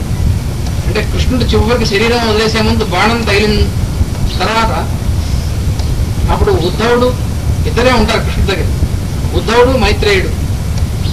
అప్పుడు ఆ ఉద్ధవుడితో కృష్ణుడి సంవాదం ఉంది భాగవతంలో. అసలు ఎప్పుడు ఎవరు బతుకుతాం అంటే మోస్ట్ ఇంపార్టెంట్ పార్ట్స్ అన్ని మిస్ అయిపోతూ ఉంటాయి. ఎక్కువ ఎక్కడెక్కడ చదువుకోవాలో అది మిస్ అయిపోతూ ఉంటాం. గజేంద్ర మోక్షం అందరికీ తెలిసిందే, రుక్మిణి కళ్యాణం అయితే అది కూడా మనకు తెలిసి వచ్చింది. అసలు ఆ పద్యాలు కాసేపు చదువుకోవడం తప్ప. ఆ ఉద్ధవ గీత అనేటువంటి దాంట్లో కృష్ణుడు ఉద్ధవుడు చెప్పేటువంటి మాట చెప్తాడు. ఏ జీవరాశిని చూసి ఏమేమి నేర్చుకోవాలో లిస్ట్ ఇస్తాడు అక్కడ. చేపను చూసి నువ్వు ఏం నేర్చుకోవాలి, పక్షిని చూసి ఏం నేర్చుకోవాలి, ఇవన్నీ చెప్తాడు. అంటే ప్రతి జీవరాశిని చూసి దాంట్లో నువ్వు నేర్చుకోవాల్సిందో నీ గురువు అంటే వాటన్నిటిలోనూ సర్వాంతర్యామిగా ఉన్నటువంటి నేనే గురువుని అని చెప్తాడు. అందుకని ఆ తాబేలు ఏ విధంగా అయితే లోపలికి లాక్కుంటుందో ఆ విధంగా లోపలికి వీటన్నిటిని కూడా విత్డ్రా చేసినటువంటి వాడు స్థితప్రజ్ఞుడు, వాడు ముని అంటాను. అటువంటి వాడు కాకుండా ఉన్నటువంటి వాడు ఏమవుతాడు? ఇంద్రుల్లో తయారవుతాడు. వాడు గురువు వచ్చినా వాడు కలవలేదు. వాడికి వస్తే ఏమైపోయింది? గురువు గారు వెళ్ళిపోయిన తర్వాత కొంతసేపటికి వీడికి ఒంటి మీద తెలివి వచ్చింది. వస్తే అరే గురువు గారు వచ్చి వెళ్ళినట్టుగా ఉన్నారే అంటే అవునండి వచ్చి వెళ్ళారని చెప్పారు వీళ్ళ కింద ఉన్నటువంటి వాడు. అరే మరి చెప్పలేదేమర్రా మీరు అంటే మీరు మంచి ఉత్సాహంలో ఉన్నారు, మేమేం చెప్తాం మీకు? ఎందుకంటే రాజుగారు గారు చెప్తే డొక్క చింపేస్తాడు. రాజుగారితో ఉన్నటువంటి ప్రమాదం అంటే చెప్పకపోతే ఎందుకు చెప్పలేదంటాడు, చెప్తే డొక్క చింపేస్తాడు. ఎవరు మధ్యలో నన్ను డిస్టర్బ్ చేస్తావు నాన్ సెన్స్ అని. అందుకని మీరు ఏమనుకుంటారు? అందుకని నేను చెప్పలేదన్నారు వారు. ఇంద్రియాలన్నీ కూడా ఆ యముడు వరుణుడు వీళ్ళంతా కూడా మాట్లాడుకుని కూర్చున్నారు. ఎందుకంటే రాజుగారే కూర్చుంటే వీళ్ళు ఏం చేస్తారు? మరి గురువుగారు అయితే గురువుగారు కోపం వచ్చింది. అప్పుడు కూడా వీడు గురువుగారి ఎందు మనం అపచారం చేసామనేటువంటి విషయం కాదు, గురువుగారు కోపం వచ్చింది ఏమనుకున్నాడు, పిచ్చివేశాం. అందువల్ల దెబ్బతిన్నాడు వాడు. గురువుగారు కోపం ఎందుకు వస్తుంది? గురువుగారు కోపం రాదు, సద్గురువు అయినటువంటి వాడు కోపం ఎప్పుడు రాదు. కానీ మనం ఎలోపని చేసామనేటువంటి విషయం మర్చిపోయి ఇది కాదు వీడు ఆలోచిస్తుంది. గురువుగారు కోపం రాకుండా చూసుకోవాలి, అది ముఖ్యం. ఎందుకంటే గురువుగారు కోపం వస్తే మనకి ఈ ఇంద్ర పదవి పోతుంది, అది వీడి బాధ అంతా. ఇంద్రుడికి ఎప్పుడు బాధ ఏమిటంటే ఇంద్ర పదవి పోతుందేమో అని. అందుకోసం వాడు ఎలోపాలన్నీ చేశాడు. వాడు మాటికి ఆ ఇంద్ర పదవి పోకుండా ఉండడం కోసం మద్దతులు చేయడం, ఇలాంటి పిచ్చివేషాలని వాడి దగ్గర నుంచి ఉన్నటువంటి సంప్రదాయమే ఇది. ఆ సింహాసనం పోకుండా ఉండడం కోసం ఎలోపాలన చేయడం, ఇవన్నీ కూడా అక్కడ లేనిది మనకు కొత్తగా రాదు. ఎక్కడ అంతా సృష్టిలో ఉన్నటువంటి ప్లానే. ఆ మొత్తం అంతా కూడా ఆయన లీల కాబట్టి జరుగుతూ ఉంటుంది. అది వాడు ఏం చేశాడంటే గురువు దగ్గరికి వెళ్ళాట. గురువు గారు అక్కడే ఉన్నాడు, ఇంట్లోనే ఉన్నాడు, కానీ వీడు చూస్తే కనపట్టలేదు. ఎందుకంటే వీడికి ఏమైంది? అపచారం చేసినటువంటి ఆ తెర వీడికి అడ్డుపడింది, కనబడలేదు గురువు గారు. ఏం చేస్తాడు ఇక? గురువు లేకపోతే ఏముంది? గురువు లేకపోతే ఇంకేమీ లేదు, ప్రపంచం లేదు. ఎందుకంటే గురువు లేకపోతే అసలు మనకి ఏం చేయాలో బోధపడదు, అంతా కూడా అంధకారం ఉంటుంది. అంటే అదేమిటంటే గురువు గారు లేకపోతే మనం జీవించడం లేదు, అది గారు అర్థం. గురువు గారు ఎక్కడో బయట శరీరంలో ఉన్నటువంటి అది గారు గురువు అంటే. ఆ శరీరంలో ఉన్నటువంటి ఆయన యందు ఏ భావం మనలో ఉందో అక్కడ గురువులు మన లోపలే ఉంటాడు. గురువు మన లోపల ఆయన యందు ఉన్నటువంటి భావమే మనని నడిపిస్తూ ఉంటుంది. అది నిజమైనటువంటి గురువు అంటే. మనం గురువు గారికి నమస్కారం చేస్తున్నాం అంటే ఏం చేస్తున్నాం? ఆయన చూసి నమస్కారం ఇక్కడి నుంచి పెడుతున్నాం ఆయనకి. అంటే ఏం చేస్తున్నాం? ఆయన యందు మన యొక్క భావాన్ని, గురుత్వాన్ని ఆయన గురువుగా మనం స్వీకరిస్తున్నాం హృదయకమంలో. అందువల్ల ఆయన దగ్గర నుంచి మనకు కావాల్సినటువంటి మొత్తం అంతా కూడా మనం నడిపించేటువంటి వాడు ఆయన ఉన్నాడు అనమాట. అక్కడ మనకు అసలు ఇక్కడ రిసీవింగ్ స్టేషన్ లేదనుకోండి, ఈ గురువు ఎక్కడ ఉన్నాడు? ఇంకా అటువంటి వాడికి వాడికి ఒక క్రమం ఏమీ ఉండదన్నమాట. అందుకని భయపడ్డాడు వాడు. అరే ప్రమాదం, ఇప్పుడు గురువు లేకపోతే ఎలా? ఎందుకంటే అప్పుడు కూడా వాడు భయం ఏమిటి? రేపు పొద్దున రాక్షసులు వచ్చి చావగొడితే మనం రక్షించేటువంటి వాడు ఎవడు? అది భయం వాడికి. రాక్షసులు వచ్చి చావగొట్టి ఎప్పుడు వీడు మామూలుగా వాడు వచ్చి చావగొట్టి సింహాసనం నుంచి తోసేస్తారు. అప్పుడు ఏం చేయాలో చెప్పాలంటే మళ్ళీ గురువే ఉండాలి కదా. మనం వ్యవపలు చేస్తూ ఉంటాం, వాటి నుంచి మళ్ళీ బయటపడాలంటే గురువు మళ్ళీ చెప్పారు. గురువు అందుకని కనీసం అందుకైనా గురువు ఉండాలి. ఎలా ఏం చేయాలి ఇప్పుడు కనబట్టలేదు అంటే సరే వాళ్ళు గొడవ పెట్టట, బ్రహ్మ దగ్గరికి వెళ్ళట, వెళ్ళట చేస్తే లాభం లేదు. నువ్వు చేసినటువంటి పనికి మరి నీ గురువు ఆయన అక్కడే ఉన్నాడు కానీ నీకు కనిపించట్లేదు, ఏం చేయమంటావు? అది నీలోనే ఉంది లోపం అంతా. కాబట్టి దీనికి ఏం చేయాలన్నట్ట అంటే ఇక నుంచి నీకు ఒక శరీరంలో గురువుని చూసేటువంటి అర్హత పోయింది. నీకు గురువుని ఒక రూపంలో చూసేటువంటి అర్హత పోయింది. నీకు ఒళ్ళు పొగరెక్కింది. అందుకని విశ్వరూపుడు అనేటువంటి వాడు ఒకడు ఉన్నాడు. అంటే విశ్వం మొత్తం రూపంగా కలిగినటువంటి వాడు. అందుకని ప్రపంచంలో ప్రతి చోట కూడా గురువుని చూసేటువంటి సాధన తీరా సన్నాసి అని చెప్పాడు బ్రహ్మ. వచ్చాడు ఇక అక్కడి నుంచి ఆ సాధన మొదటి ఆసక్తిని పెట్టి ఆ విశ్వరూపుడు అనేటువంటి వాడు ఎవడు? ఒక మహర్షి కొడుకు ఆయన దగ్గరికి వెళ్ళాట. వెళ్ళి ఆయన ఆశ్రయించమని చెప్పారు. సరే ఆశ్రయించాడు. వెళ్ళి ఆశ్రయిస్తే ఒప్పుకున్నాడు. సరే నా గురువుగా మీరు ఉండాలి, నన్ను రక్షించాలి, నన్ను డైరెక్ట్ చేస్తూ ఉండాలి ఒప్పుకున్నాడు. మరి ఒప్పుకున్నవాడు ఊరుకున్నాడా? మరి అలా చేయలేదు. ఆ త్వష్ట ప్రజాపతి కొడుకు అనమాట వాడు. వాడిని ఏం చేశాడు? గురువుగా తీసుకుని కొన్నాళ్ళు గురువుగా చూసి ఆ తర్వాత వాడిని మెడ నరుకుతాడు. ఆ విశ్వరూపుడు అయినటువంటి వాడు 3 తలకాయలు ఉన్నాయి. తమాషా అయినటువంటి సింబాలిక్ స్టోరీ. ఆ 3 తలకాయలని నరికేసేట వీడు. ఎందుకంటే వాడు ఇంకెవరినైనా కూడా ఇంద్రుడిని చేస్తాడేమో, ఇంకోటి కాంపిటీషన్ గా తను నిలబెడతాడేమో అంటే అనుమానం వచ్చింది వీడు. సైకోటిక్ ఫెయిల్ ఇంద్రుడు. వీడికి ఎప్పుడు అనుమానమే కదా. ఆ అనుమానమే పెనుభూతం. మన మొత్తం రోగాలన్నిటికీ కూడా కారణం ఏమిటి? సైకోసిస్. మన హోమియోపతి ప్రకారం కూడా అదే కదా. అదే బేసెస్ అన్నిటికీ. ఆ అనుమానం లేకపోతే బాగానే ఉంటాం. అందరికి ఎవరి మీద అనుమానమే. అందుకని మళ్ళీ ఆ గురువు మీద కూడా అనుమానం వచ్చింది. వాడు తలకాయ నరికేసేట్టు. నరికేపటికి ఏమైంది? బ్రహ్మహత్యా పథకం పట్టుకుంది వీడు. పట్టుకుంటే ఏమైందంటే అప్పుడు ఆ త్వష్ట ప్రజాపతి ఏం చేసేటంటే ఒరే వీడికి ఒళ్ళు పొగరెక్కింది ఇంద్రుడికి అని ఆయన ఒక హోమం చేసి ఒక యాగం, దాంట్లో నుంచి ఒక భయంకర ఆకారుడు అయినటువంటి వాడిని వాడు పుట్టించేటవాడు. పుట్టిస్తే వాడు పుట్టిన తర్వాత నాన్నగారు ఏం చేయమంటారు? ఆ పుట్టినటువంటి వాడి పేరే వృత్రుడు. అయితే మామూలుగా మనకు చాలా మంది వృత్రాసురుడు, వాడు రాక్షసుడు కాదు. వాడు రాక్షసుడు కాదు, చాలా మహాజ్ఞాని మహానుభావుడు వృత్రుడు అంటే. వాడిని పుట్టించాడు. పుట్టించి వరే ఈ ఇంద్రుడికి బుద్ధి లేదు అంటే అంతే కదా. మరి బృహస్పతి బుద్ధి అంటే బృహస్పతి. ఆ బృహస్పతిని మరి వీడికి లేడుగా ప్రస్తుతం. అందుకని బుద్ధి లేదు వీడికి ఇంద్రుడికి. అందుకని వీడు మళ్ళీ బుద్ధి వచ్చేట్టు చేయాలంటే బృహస్పతిని మళ్ళీ గురువుని ఆశ్రయించేట్టుగా బుద్ధి కలిగేట్టు చేయాలి. అది బుద్ధి రావడం అంటే. అందుకని వీడి సంగతి చూడన్నట్టు అంటే వెళ్ళి వాడిని ఆవరించేట్టు. వీడు ఆవరిస్తే ఇంద్రుడు ఇరుక్కుపోయాడు. ఎందుకంటే ఎక్కడైనా శత్రువు బయట నుండి చావగొట్టచ్చు దేంతోనే, కానీ వాళ్ళలోనే శత్రువు వాడి రూపంలోనే ఆవరించేస్తే ఇంకేం చేస్తాడు వాడిని? అది వృత్రాసురుడు యొక్క లక్షణం ఏమిటంటే వృత్ర అంటే గురువు అంటే ఆవరించేటువంటి వాడు. అయితే మరి త్రా అంటే అర్థం ఏమిటి? గురువు అంటే ఆవరించాడు బాగానే ఉంది. ఇక్కడే అందరికీ ప్రమాదం. వ్యాఖ్యానకారులు పెద్ద చిక్కు వచ్చేటువంటిది ఇక్కడ. త్రా అంటే రక్షించేటువంటి వాడు. ఇక ఏమిటి పేరు? వీడు అసురుడైతే వీడిని చంపాలి, కానీ చంపడు ఇంద్రుడిని. వృత్రుడు అందుకని వృత్రాసుర అని ఎక్కడ లేదు. వృత్ర అని ఉంటుంది ఋగ్వేదంలో. ఎక్కడ వృత్రుడు అని ఉంటుంది కానీ వృత్రాసుర అని ఎక్కడ లేదు ప్రయోగం. ఈ వృత్రాసురుడు అని తర్వాత మన వాళ్ళు తెచ్చినటువంటిది. అందుకని వృత్రుడు ఆవరించేసాడు ఇంద్రుడిని, కానీ రక్షిస్తున్నట్టు. ఆవరించి రక్షించడం ఏమిటి? ఈ ఆవరించి రక్షించడం అనేటువంటి జాగ్రత్తగా అర్థం చేసుకోవాలి. ఎందుకంటే మనకు ముందు సరైనటువంటి పక్వమైనటువంటి స్థితికి రాకముందు మనం రక్షించేటువంటిది ఒకటి ఉంటుంది. తల్లి గర్భంలో పిండం పెరుగుతూ ఉంటుంది. పెరుగుతూ ఉంటే లోపల మావైనటువంటి ఒక పొర ఆ పిల్లని రక్షిస్తూ ఉంటుంది, పెరిగేటువంటి పిల్లని. యథా ఉల్బేన ఆవృత అని మన భగవద్గీతలో చెప్పాడు. ఉల్బం అంటే లోపల ఉన్నటువంటి మావి, ఆ మావి చేత ఆవరింపబడి ఉంటాడు లోపల పెరిగేటువంటి వాడు. మరి ఈ మావిలో ఇరుక్కుపోయాడండి, ఇరుక్కుపోతే వాడు ఉండడు. అసలు ఈ మావి ఏమి లేకపోతే అసలు ఆ పిండం డెవలప్ అవడమే ఉండదు, వాడి పిండం పెట్టడం కూడా ఉండదు. వాడు అసలు ముందు పుడితే కదా వాడికి, అందుకని లోపల డెవలప్ అవ్వదు. అందుకని డెవలప్ అవ్వాలంటే ప్లాసెంటా అనేటువంటిది లోపల ఉండాలి, అదే మావి అంటే, అది ఉల్బం అంటే. మరి అది ఆ మావి అనేటువంటిది ఎప్పటిదాకా ఉండాలి? లోపల వీడు పూర్తిగా పెరిగి అన్ని అవయవాలు పూర్తిగా వచ్చే వరకు లోపల రక్షిస్తూ ఉంటుంది ఈ పొర అనేటువంటిది. ఆ పొర అనేటువంటిది ఆవృతం చేసి ఉంటుంది, అంటే దీన్ని ఆవరించి ఉంటుంది పెరిగేటువంటి వాడిని. అందుకని వృ, అది వృ. అయితే త్రా కూడా అది వృత్రా. ఆ పొర ఏమిటి? వృత్రుడు. ఆ పొర అంటే ఆవరించి ఉంటుంది కానీ రక్షిస్తూ ఉంటుంది. పూర్తిగా డెవలప్ అయిన తర్వాత ఆ పొరను చించుకుని బయటికి రావాలి, అదే వృత్రాసుల వధ అంటే. మొత్తం వృత్రాసుల వధ అనేటువంటి కథ ఎప్పుడు జరిగేటువంటి కథ ఇది. ఋగ్వేదంలో ఉన్నటువంటి ప్రతి ఒక్క కథ కూడా ఎప్పుడో జరిగినటువంటి కథ మాత్రమే కాకుండా ఎప్పుడు జరిగేటువంటి కథ, దానికి దీనికి కనెక్షన్ పెట్టి ఉంటుంది. ఎప్పుడు కూడా జాగ్రత్తగా చదువుకోవాలి.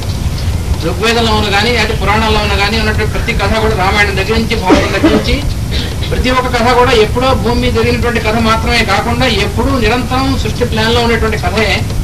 ఆ కథే మళ్ళీ జరిగేటువంటి కథగా సమన్వయింపబడి మనకి ఇవ్వబడుతుంది. అది వేదంలో కానీ పురాణాల్లో కానీ ఉంది. అది అర్థం కాకపోతే ఈ విషయం కనుక గుర్తు లేకపోతే పురాణాలను వేదాల్లో ఉన్నటువంటివన్నీ కూడా పొడుపు కథలు అనుకుంటారు, పొడుపు కథలు కావు. అందుకని వృత్రాసురుడు అంటే ఏ విధంగా ఉంటాడంటే తల్లి గర్భంలో మావి రూపంలో ఉన్నటువంటి వాడు వృత్తుడే. ఎందుకంటే ఆవరించి ఉంటాడు, రక్షిస్తూ ఉంటాడు పెరిగేటువంటి వరకు. అలాగే కోడిపిల్లకి డిప్ప పైన లోపల కోడిపిల్ల పెరిగే వరకు డిప్ప ఉండాల్సిందే. కానీ పిల్ల పెరిగిన తర్వాత డిప్ప అడ్డు, పెరిగిన తర్వాత డిప్ప విరిగితే తప్ప బయటికి రాదు. అందుకని లోపల పరిపక్వ స్థితి అనేటువంటిది మనకి వచ్చినప్పుడు ఈ పైన ఉన్నటువంటి అజ్ఞానం అనేటువంటిది ఏదైతే ఉందో ఆవరించి ఉన్నటువంటి పొర, ఆ పొర భేదనం జరుగుతుంది. అయితే ఆ భేదనం జరిగేటువంటి పొర ముందు ఉండి తీరాల్సిందే. ఆ పొర మనకి ఆవరించి ఉంటుంది, అజ్ఞానం మనకి ఉండకూడదు, నాన్ సెన్స్. అది ఉండకపోతే మనమే ఉంటాం ముందు. అందుకని అజ్ఞానేన ఆవృతం జ్ఞానం చాలా చక్కగా చెప్పాడు భగవద్గీత. జ్ఞానం ఎలా ఉంటుందంటే అజ్ఞానం అనేటువంటి పొర చేత ఆవరింపబడి ఉంటుంది, రక్షింపబడి ఉంటుంది అన్నాడు. ఈ చుట్టూ ఉన్నటువంటి షెల్ ఎప్పుడు కూడా లోపల ఉన్నటువంటి వాడు రక్షిస్తూ ఉంటుంది. అందుకని ఈ చుట్టూ ఉన్నటువంటి పొర ఏమిటి? వృత్రాసురుడు. ప్రతి స్టెప్ లో కూడా ఈ పొర ఉంటుంది. వృత్ర అనేటువంటి మాటకు అది అర్థం. వృ అంటే ఆవరించి ఉండి, త్ర అంటే రక్షించేటువంటి వాడు, అది వృత్ర అనేటువంటి పదాన్ని. అందుకని వాడు ఆవరించి ఉన్నట్ట కానీ రక్షిస్తున్నాడు ఇంద్రుడిని. వాడు పొగల్ని ఆవరించాడు, వాడు మొత్తం తనలో బయట లోపల అంతా కూడా ఆవరించేశాడు ఇంద్రుడికి. కానీ రక్షిస్తున్నాడు జాగ్రత్తగా వాడిని. అంటే వాడికి మళ్ళీ రియలైజేషన్ అనేటువంటి స్టేజ్ వచ్చే వరకు జాగ్రత్తగా ఉండేట్టుగా ఇంద్రుడిని రక్షించేటవాడు. అసురుడు అనేటువంటి మాటకు కూడా తమాషైన అర్థం ఉందండి. అసురుడు అంటే మనం మామూలుగా రాక్షసుని మాత్రమే అనుకుంటాం. అసురుడు అనేటువంటి మాటకు అర్థం ఏంటంటే అసువున్ రాతి. అసువు అంటే ప్రాణములను, రా అంటే ఇచ్చుట, ప్రాణాలను ఇచ్చేటువంటి వాడు అని అర్థం. మనం చాలా అర్థాలను అటు నుంచి మార్చుకుని చెప్పుకుంటూ ఉంటాం. అసురుడు అంటే రాక్షసుడు, కోరలు, గిట్టలు ఇవన్నీ ఉన్నటువంటి వాడు, అది కాదు అర్థం. అసురుడు అంటే అసూన్ రాతి అంటే ప్రాణాలను ఇచ్చేటువంటి వాడు. అందుకనే సుపర్ణ సూక్తాల్లో వాటిలో కూడా అయితే మిగతా సూక్తాల్లో కూడా సూర్యుడి గురించి, సుపర్ణుడి గురించి చెప్పేప్పుడు అసురహ అంటారు. అంటే ఆయన రాక్షసుడు అనే అర్థం. విసుపర్ణో అంతరిక్షాన్యక్షత్ అభీరవేప అసుర సునీత అంటాడు. సుపర్ణ గురించి చెప్తాడు. అంటే సుపర్ణుడు అసురుడు అన్నాడు. అంటే గరుత్మంతుడు రాక్షసుడు అనే అర్థం. అసురుడు అంటే అర్థం అంటే ప్రాణములను ఇచ్చేటువంటి వాడు అర్థం అన్నాడు. అందుకని ఈ వృత్రుడు అసురుడు అన్నా కూడా తప్పులేదు ఆ అర్థంలో. అయితే మనం అనుకున్నట్టుగా రాక్షసుడు కాదు వృత్రుడు అంటే. అందుకని ఇంద్రుడిని ఆవరించాడు వీడు. ఎప్పటిదాకా ఆవరించాడు? వీడి జ్ఞానం అనేటువంటిది పూర్తిగా కలిగే వరకు ఆవరించి ఉన్నాడు. అంతర్యామి యొక్క స్వరూపాన్ని వీడు పూర్తిగా తెలుసుకునేటువంటి అంతవరకు కూడా వీడిని ప్రొటెక్ట్ చేశాడు వాడు వృత్రుడు. అయితే వీడు తెలుసుకునేటువంటి స్టేజ్కి వచ్చిన తర్వాత వీడిని ఏం చేయాలి, ఆవరణని ఎలా పోగొట్టుకోవాలో ఇప్పుడు ఏం చేయాలి అనేటువంటి వీడికి వచ్చింది. వస్తే మళ్ళీ పరిగెత్తారు, రక్షించన్నాడు అసలు స్వామిని. ఆయన ఏమన్నాడంటే, ఒరే వాడిని నుంచి నువ్వు రక్షింపబడాలంటే ఆయన ముందు యుద్ధం చేసేట వీడు. ఇంద్రుడు ఏం చేసేటంటే వృత్రులతో యుద్ధం చేసేట, ఘోరమైన యుద్ధం చేసేట, భయంకరమైన యుద్ధం చేసేట. ఏం లాభంలే, వీడు ఏ ఆయుధం ప్రయోగించినా వాళ్ళకి వెళ్ళి మాయమైపోతుంది ఆయుధం కాస్త. అన్ని ఆయుధాలు వాడు చూసేట ఇంద్రుడు. అంతకుముందు చాలా మంది రాక్షసులతో యుద్ధం చేసే వాళ్ళని చంపేశాడు కదా, అందుకని ఆ ఆయుధాలన్నింటినీ ఉపయోగించాడు. ఏ ఆయుధాన్ని ప్రయోగించినా వాళ్ళలోకి వెళ్ళి లీనమైపోతుంది ఆయుధం కాస్త. ఎక్కడ తెచ్చాడు వాడితో. ఎందుకనంటే బయటనే ఎవడైనా శత్రువు ఉంటే వాడిని చంపచ్చు, కానీ లోపల ఉన్నటువంటి శత్రువు మనలోనే ఎందుకు ఉన్నాడు అనుకోండి, మనతో వాడిని ఎట్లా చంపుతావు? ఎందుకంటే ఇలా పొడిచాడు అనుకోండి, శత్రువుని వాడే చేస్తాడు పొడుచుకున్నటువంటి వాడు. అదే వీడి బుర్ర పాల్గొట్టుకోవాలి. ఎడదే వాడిని ఎలా వాడు జయించేటువంటిది ఎలా? మనలో ఉన్నటువంటి వాడిని అహంకారం. అందుకని ఏం చెప్పారంటే వారు, ఒరే అది కాదురా, అక్కడ మహర్షి ఒక ఆయన ఉన్నాడు, దధీచి అనేటువంటి మహర్షి. ఆయన యొక్క వెన్నెముక అనేటువంటిది దాన్ని అస్త్రం కింద తయారు చేసి వజ్రం అనేటువంటి అస్త్రంగా ఉపయోగిస్తే అప్పుడు వాడు ఛేదింపబడతాడు. ఆయన వాడు దధీచి. ఉత్తరాసురుడు చెప్తాడు ఈ ఉపాయం. వాడు చెప్తాడంటే చూస్తాడు వాడు ఇంద్రుడి యొక్క అవస్థను చూస్తాడు. వీడు నానా తంటాలు పడటం చూసి ఉత్తరాసురుడు చెప్తాడు అనమాట, ఒరే సన్నాసి నువ్వు నన్ను జయించలేవురా, నన్ను జయించాలంటే నువ్వు విష్ణువుని ఆశ్రయించి ఉపాయం చెప్తాడు. ఆయనే కమ్మంటాడు. ఎందుకంటే మొత్తం ఆలోచించి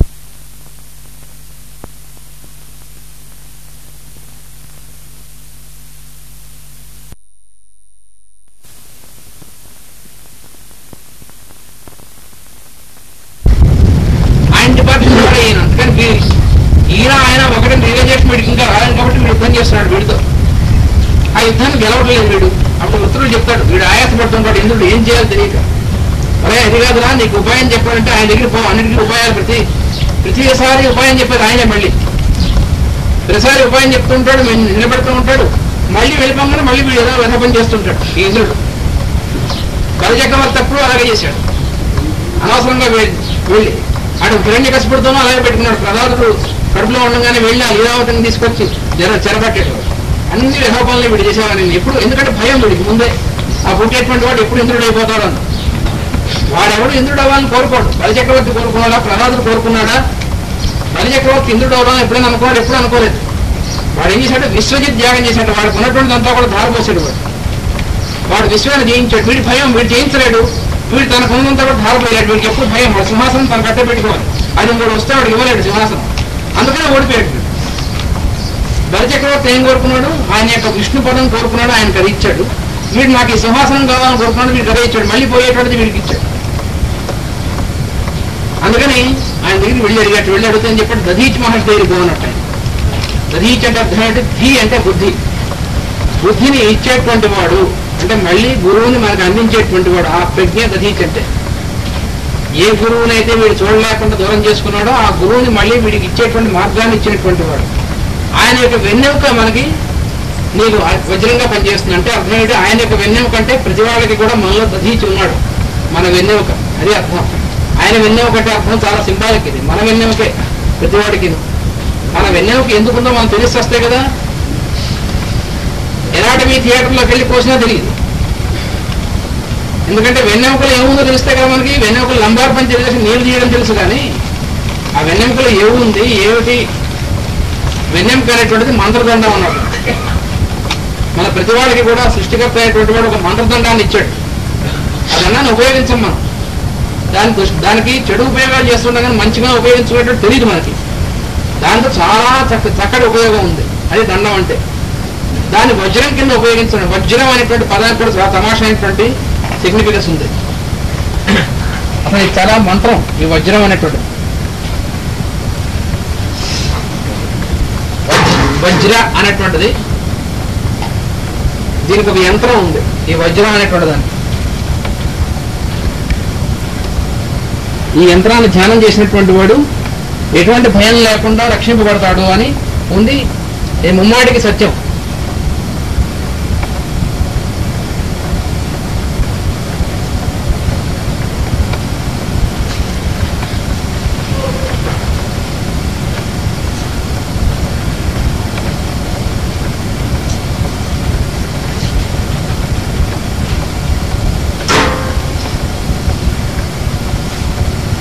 అంటే ఇలా ముందు సర్కిల్ ఉంటుంది. సర్కిల్లో వర్టికల్గా ఒక లైను, హారిజంటల్గా ఒక లైన్ ఉంది, ఇవి కలపడుతుంది అన్నమాట. దీన్ని వజ్రం అంటారు. ఇది వృత్రుణ్ణి ఛేదించినటువంటి ఆయుధం. అదేమిటంటే వెన్నెముక ఇలా ఉంటే ఇది వజ్రం ఏమిటి? వెన్నెముక చేసినటువంటి ఆయుధం ఇలా ఉండాలి, ఇలా అయినా ఉండాలి కనీసం. మన సినిమాలు చూస్తున్న ఇంద్రుడు చేత్తో పట్టుకుంటే ఇలా వంకరగా ఉన్నటువంటి కత్తి వజ్రాయుధం, అది కాదు వజ్రాయుధం. మన సినిమాలో చూసేటువంటివన్నీ వజ్రాయుధం, బ్రహ్మగారి తలకాయలు ఇవన్నీ. అంటే మనం ఆ దృష్టితో మనం పురాణాలు చదివితే ఏం అర్థం కాదు. అందుకని వజ్రం అంటే ఇది సింబల్ అన్నమాట. ఆ సింబల్ దాని యొక్క సౌండ్ వజ్ర అనేటువంటి సౌండ్. ఆ సింబల్ ధ్యానం చేస్తూ ఈ వజ్ర అనేటువంటి సౌండ్ పొటెన్షియల్ ధ్యానం చేస్తే అప్పుడు ఎటువంటి ఆపదల నుంచి కూడా మనల్ని కాపాడుతుంది. మోస్ట్ పవర్ఫుల్ సింబల్ అది. మనకి ప్రతి వాళ్ళు కూడా ధ్యానం చేయొచ్చు. అయితే శత్రువులు నశించడం కోసం ధ్యానం చేయాలి, మంచిదే. ఏ శత్రువులు నశిస్తారంటే మనలో శత్రువు అనేటువంటి భావం ఏదైతే ఉందో అది నశిస్తుంది. అంతేగాని బయటను మనం చూసి ఫలానా వాడు మన శత్రువు కాబట్టి వాడి మీద వజ్రం వేద్దాం అంటే ముందు మనమే పోతాం. ఎందుకంటే ఇంద్రుణ్ణి మనం ధ్యానం చేసి శత్రువుని చంపు అంటే ఏం చేస్తాడు? శత్రువు ఇంకో మన శత్రువు అంటే వాడికి ముందు మనమేగా శత్రువు. అందుకని ముందు ధ్యానం చేసిన వాడే పోతాడు. అందుకనే చాలా మంది ఉగ్ర నరసింహం చేస్తాను, అవి చేస్తాను, నెత్తడు వస్తుంది. ఎందుకు వస్తుందంటే ఎందుకు చేస్తున్నాం మనం? ఆ నరసింహం చేయడం ఎవడో భస్మం అయిపోవాలని చేస్తాం. మన శత్రువు భస్మం అయిపోవాలి, నాశనం అయిపోవాలి అంటే ఆ శత్రువుకి మనం ఏమవుతాం? మనం కూడా శత్రువేగా. మనకు వాడు శత్రువు అంటే వాడికి మనం కూడా శత్రువే అవుతాం ఆటోమేటిక్గా. చుట్టాలందరూ దొంగ వేసాలు ఉన్నాడు ఒక ఆయన. స్నేహితులు చాలా మంచివాళ్ళు కానీ చుట్టాలందరూ దొంగ వేసాలంటే నమ్మకూడదన్నాడు.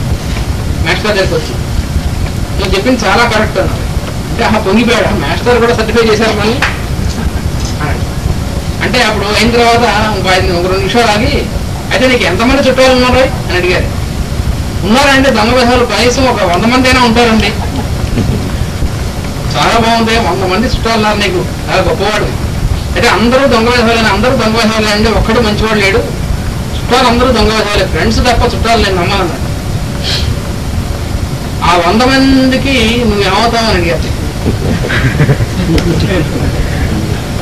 వీడికి 100 మంది చుట్టాలు ఉన్నారు, ఆ 100 మందికి వీడు చుట్టమేనా అవుతాడు. అందుకని మొట్టమొదటి దొంగ వేసేవారు నువ్వే కాబట్టి నేను దూరంగా ఉంచాలన్నారు.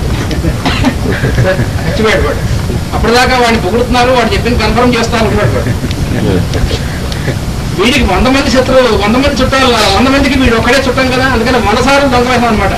దొంగ వేసాం అంటే 100 టైమ్స్, వీడి పవర్ ఆఫ్ 100. అందుకని నువ్వు చాలా జాగ్రత్తగా ఉంచాలి, ఎందుకని నువ్వు చాలా దూరంగా ఉండమన్నా. అదిరిపోయాడు వాడు. కాళ్ళని పడిపోయి బాబు క్షమించింది తెలుసుకున్నాను అన్నట్టు.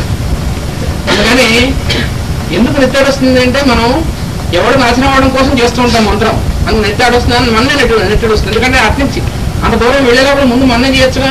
శత్రువులు నాశనం చేయమని కదా మనం చేస్తున్నాం. అందుకని మన శత్రువులు నాశనం చేయాలంటే ఎక్కడికో వెళ్ళాలి. కాబట్టి ఎక్కడికో వెళ్ళకుండా వాళ్ళకి మనమే శత్రువు కాబట్టి ముందు మన్నే నెట్టడొస్తుంది. అందుకని అలాంటి ఒళ్ళు పోగొత్తు ఏ మంత్రం చేయకూడదు ఎప్పుడు కూడా.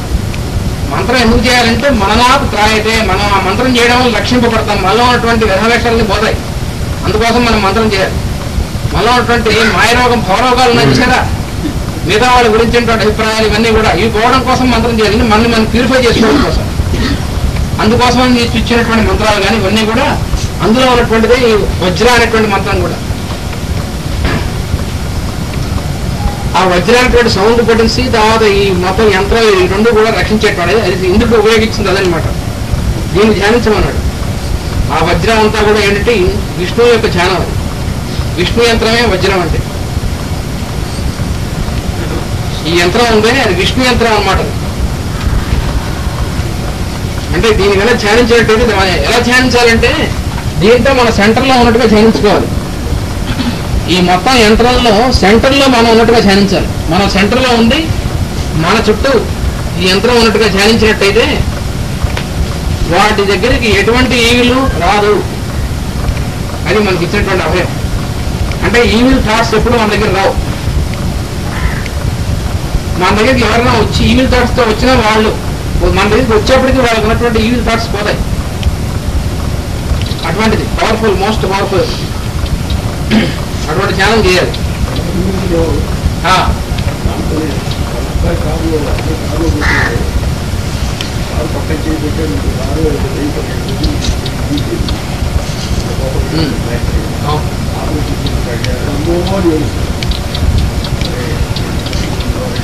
ఈ వజ్రం ఈ యంత్రాన్ని అక్కడ వేసి ఆ మంత్రం జరిగేప్పటికీ మళ్ళీ చెయ్యి మామూలుగా అతుక్కుపోయింది. ప్రత్యక్షంగా చూశారు చాలా మంది. ఆ పక్కన నుంచి లారీ దూసుకుపోయి చెయ్యి కట్టయిపోయింది. చెయ్యిని మళ్ళీ ఇలా పెట్టి ఈ యంత్రాన్ని అక్కడేసి ఈ మంత్రాన్ని ధ్యానించాడు, అంతే. మళ్ళీ అతుక్కుపోయింది. అంత పవర్ఫుల్ అన్నమాట ఈ మంత్రం. ఈ వజ్రము లేక విష్ణు మంత్రం అంటారు దీన్ని.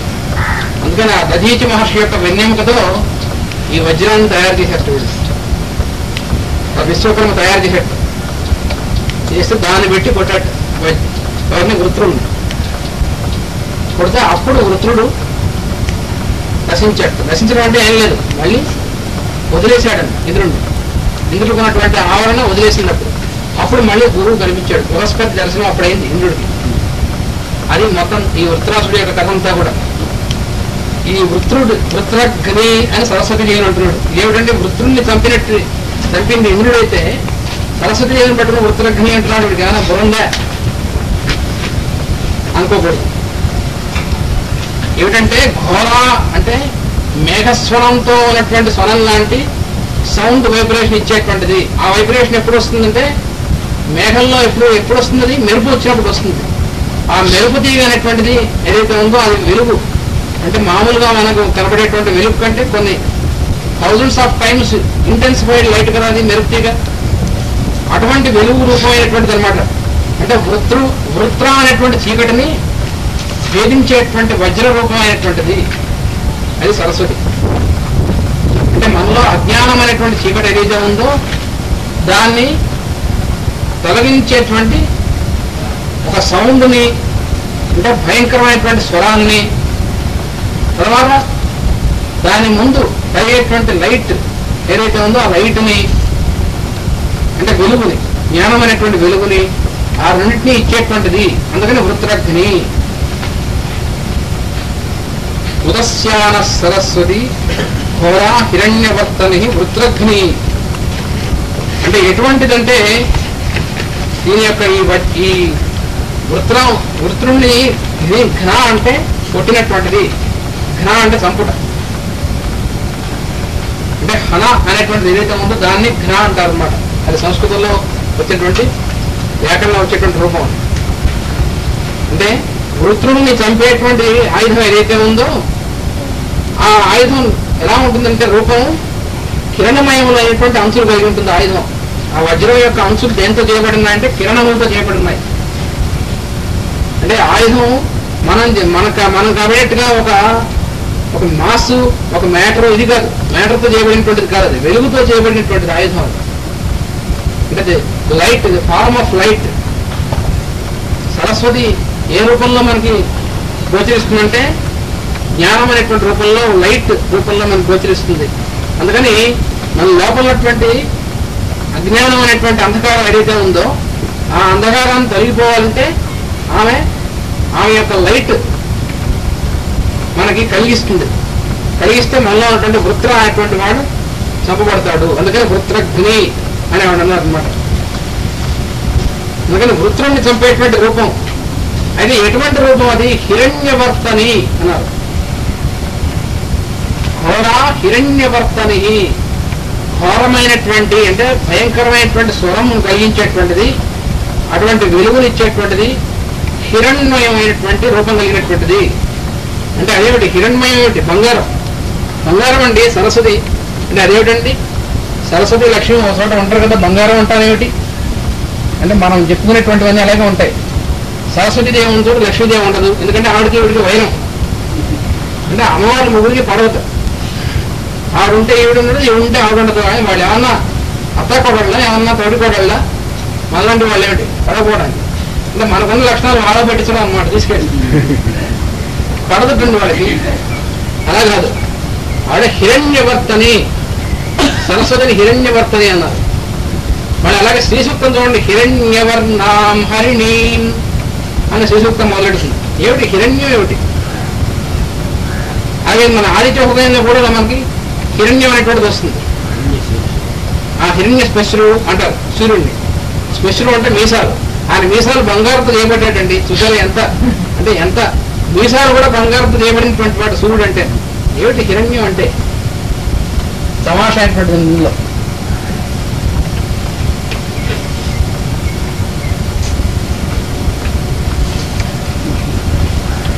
హిరణ్య అనేటువంటి దాంట్లో ఏముంది?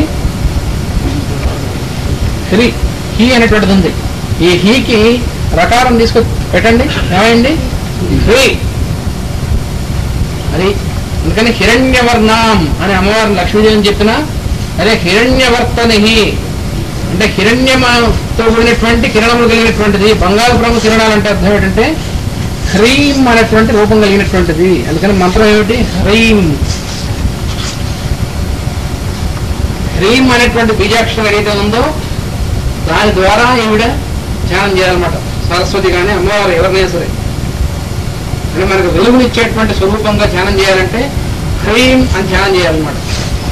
అంటే బంగారాన్ని ఇస్తుంది మనకి. అంటే అర్థం ఏంటి? ఇంత బంగారం తీసుకొచ్చి ఇస్తుందని కాదు, జ్ఞానం అనేటువంటి వెలుగును మనకి ఇస్తుంది. ఆ వెలుగే బంగారం అంటే. అంటే మోస్ట్ వాల్యుబుల్ ఏది మనకి? విజ్డమే. అంతకంటే వాల్యుబుల్ ఏముంది?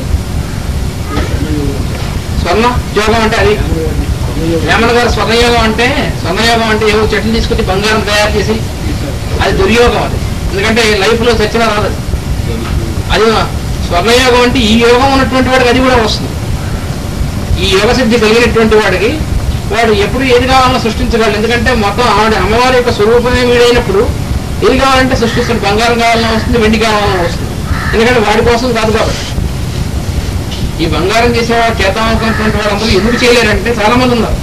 స్వర్ణయోగం చేద్దాం లైఫ్ అంతా కూడా వేస్ట్ చేసుకుంటారు. ఆములికలు తెచ్చి ఇవి తెచ్చి నూనె వాటిలో పోసి ఎప్పటికీ రాదు వాళ్ళకి. ఎందుకు రాదంటే ఆ బంగారం వస్తే దాంతో ఇవి చేసుకుందాం అని ప్లాన్ ఉంటుంది, పెద్దలు ఇష్టం ఉంటుంది. ఆ బంగారం వస్తే అమ్ముకుని ఒక ఇల్లు కొనుక్కుని ఒక పొలం కొనుక్కుని ఎందుకు వస్తే బంగారం వస్తే రాదు వాడు. కానీ బంగారం చేసేటువంటి వాడు ఉన్నారు కొంతమంది. నిజంగా చేసేటువంటి వాడు, చేయగలిగేటువంటి వాడు, స్వర్ణ యోగం ఉన్నటువంటి వాడు ఉన్నారు. వాళ్ళు ఎందుకు చేస్తారంటే వాళ్ళు బంగారం చేస్తే అసలు వాడు చేస్తున్నట్టు కూడా తెలియదు చాలా మందికి. ఎందుకంటే మామూలుగా మనతో పాటు ఉన్నట్టుగానే ఉంటారు కానీ వాడు చేస్తుంటారు. కానీ వాళ్ళు చేసింది ఏం చేస్తారంటే పొద్దున బంగారం తయారు చేస్తే ఆ బంగారం మొత్తాన్ని ఆ రోజు సాయంత్రం లోపల సూర్యాస్తమయం లోపల సద్వినియోగం చేసి ఎంతమందికి ఎవరికైనా ఏం కావాలో అన్ని కూడా వాళ్ళకి వాళ్ళకి ఇవ్వడం కోసం ఉపయోగిస్తారు. అటువంటి వాళ్ళు కొంతమంది ఉన్నారు. అంటే ఎవరైతే నీడీగా ఉంటారో ఆకలితో మాడిపోతున్నటువంటి వాళ్ళు అది ఎవరికైతే అవసరమో వాళ్ళకి ఉపయోగించడం కోసం మాత్రమే చేసి సాయంత్రం లోపల వాళ్ళకి పూర్తిగా ఉపయోగించేసి అందులో ఒక నయాపేసం అంతా కూడా తనకు ఉపయోగించకూడదు. అలా ఉన్నటువంటి వాడికి యోగం పనిచేస్తుంది, వాడికి స్వర్ణయోగం పనిచేస్తుంది. కానీ బంగారం తయారు చేసుకుని మనం ఉపయోగించుకుందాం అన్నమాట చస్తే పనిచేయదు. అలా పనిచేస్తే ఈ బాడీ చాలా మంది అయిపోయేవాడు. ఈ హ్రీం అనేటువంటిది ఆ మంత్రంలో ఉన్నటువంటి పవర్ అది. అందుకని హిరణ్యవర్తని అంటే సరస్వతిని ఎందుకన్నారంటే ఆవిడ ఉన్నటువంటి ఆయుధం యొక్క అంశులు హిరణ్యము అనేటువంటి అంటే బంగారు రంగుతో ఉన్నటువంటి కిరణాలతో చేయబడినటువంటి అంశులు కలది వజ్రం. అందుకని ఆ రూపంలో ఉంటుంది ఆవిడ. హిరణ్యవర్తన అయినటువంటిది ఆవిడ. అంటే హ్రీం అనేటువంటి ధ్యానంతో ఆవిడ ధ్యానించాలి అనేటువంటి మంత్రంతో. అందుకని ఘోరమైనటువంటి స్వరం అంటే అర్థం ఏంటంటే రేఖ. దీంట్లో ఉన్నటువంటిది ఏమిటి? హకారము రేఖ రెండు ఉన్నాయి ఇక్కడ. అనేటువంటిది ఒకటి, ఇంకోటేమో ఎర్ర అనేటువంటిది. ఈ ఎర్ర అనేటువంటిది ఏమిటంటే రేఖ అన్నమాట. దాన్నే వేదం వృషభం అని చెప్తుంది. వృషభం అనేటువంటి దానికి అర్థం ఏంటంటే ఎద్దు, ఆబోదు అని మామూలు అర్థం. కానీ వేదంలో వృషభం అంటే అర్థం ఏంటి? ఎస్ ఛందసాం వృషభో విశ్వరూప ఛందోభ్యోచ్చమృత సంబభూవ అని మనకి తైత్రీయోపనిషత్తులో వస్తుంది. ఆ రేఖం అంటే ఆ వృషభం అంటే అర్థం ఏంటి? రేఖము అనేది అదే వృషభం అంటే. ఆ రేఖం వల్లనే మనకి బయటికి మన మాట వస్తుంది. అంటే మన లోపల ఈ రెండు వోకల్ కార్డ్స్ అనేటువంటివి ఏవైతే ఉన్నాయో అంటే స్వరపేటికలు అంటారు. ఆ స్వరపేటికల్లోంచి ట్రిల్ అనేటువంటి సౌండ్ వస్తుంది. మొట్టమొదట ట్రిల్ అంటారు దాన్ని. ఆ ట్రిల్నే రేఖం అంటారు. రేఖము లేక వృషభము. వృషభము అనేటువంటిది ఎలా రాస్తామను? వృషభం కాదు, అరకారం రాయాలి. వృషభము.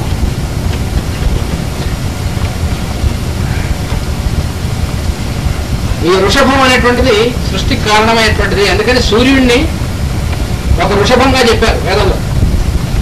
మన భూమి ఏమో ఒక ఆవు, ఆ సూర్యుడేమో వృషభం అంటే ఎద్దు. ఆ ఎద్దు సూర్యుడు అనేటువంటి ఎద్దు వల్ల ఈ ఆవు అనేటువంటిది ఫర్టిలైజ్ చేయబడి దాని నుంచి మనకి సస్యము, మనకి జీవులు కావాల్సినటువంటి అన్నము అనేటువంటి భయం ఇవ్వబడుతుంది.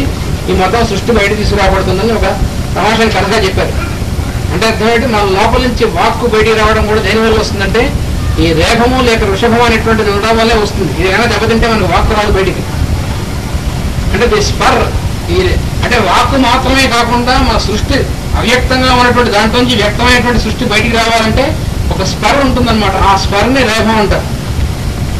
ఆ రేఖం అనేటువంటిది ఈ హు అనేటువంటి సౌండ్కి ఆ రేఖంగా కలిసినట్టయితే హ్రీం అనేటువంటి సౌండ్ వస్తుంది.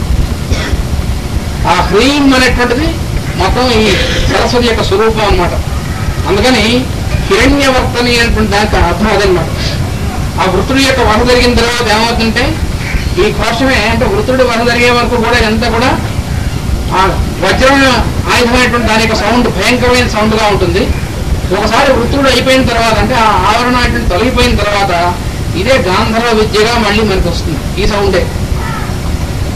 అంటే మన లోపల ఏదైతే భయంకరమైనటువంటి స్వరంగా వినపడిందో లోపల ఉన్నటువంటి అజ్ఞానాన్ని పోగొట్టేంత వరకు కూడా అది అజ్ఞానం అనేటువంటి తొలగిపోయి జ్ఞానం అనేటువంటి పూర్తిగా స్థాపించబడిన తర్వాత మళ్ళీ మనలో గాంధర్వం అనేటువంటి ఒక విద్యగా బయటకు వస్తుంది. ఈ గాంధర్వం అంటే అర్థం ఏంటి? గాంధర్వం అంటే గంధర్వుడు అంటే అర్థం ఏంటి? గాంధారయతి. ఆ పదానికి కూడా చాలా సమానమైన అర్థం ఉంది. అంటే గాంధర్వం మనం చాలా పదాలు వాడుతూ ఉంటాం, కానీ అసలు స్వరూపం తెలియదు, ఎందుకంటే మన నిరుక్తం తెలియదు కాబట్టి. గాంధర్వం అంటే అర్థం ఏంటి? గాంధారయతి. గాం అంటే ఆవును. ఆవును అంటే ఏమిటో ఆవు. ఆవు అంటే వాక్కు. సరస్వతిని ఆవుగా చెప్పారు, వాక్కునే గోవుగా చెప్పారు అనమాట. ఆ గోవుని ధరించేటువంటిది అంటే ఆ సరస్వతి అనేటువంటి పవర్తో కూడుకున్నటువంటిది అది గాంధర్వం అంటే. అందులో గంధర్వుడు అని ఒక ఆయన ఉన్నాడంటారు. గంధర్వుడు అంటే గంధర్వలోకం అంటే ఏమిటి? ప్రాణం.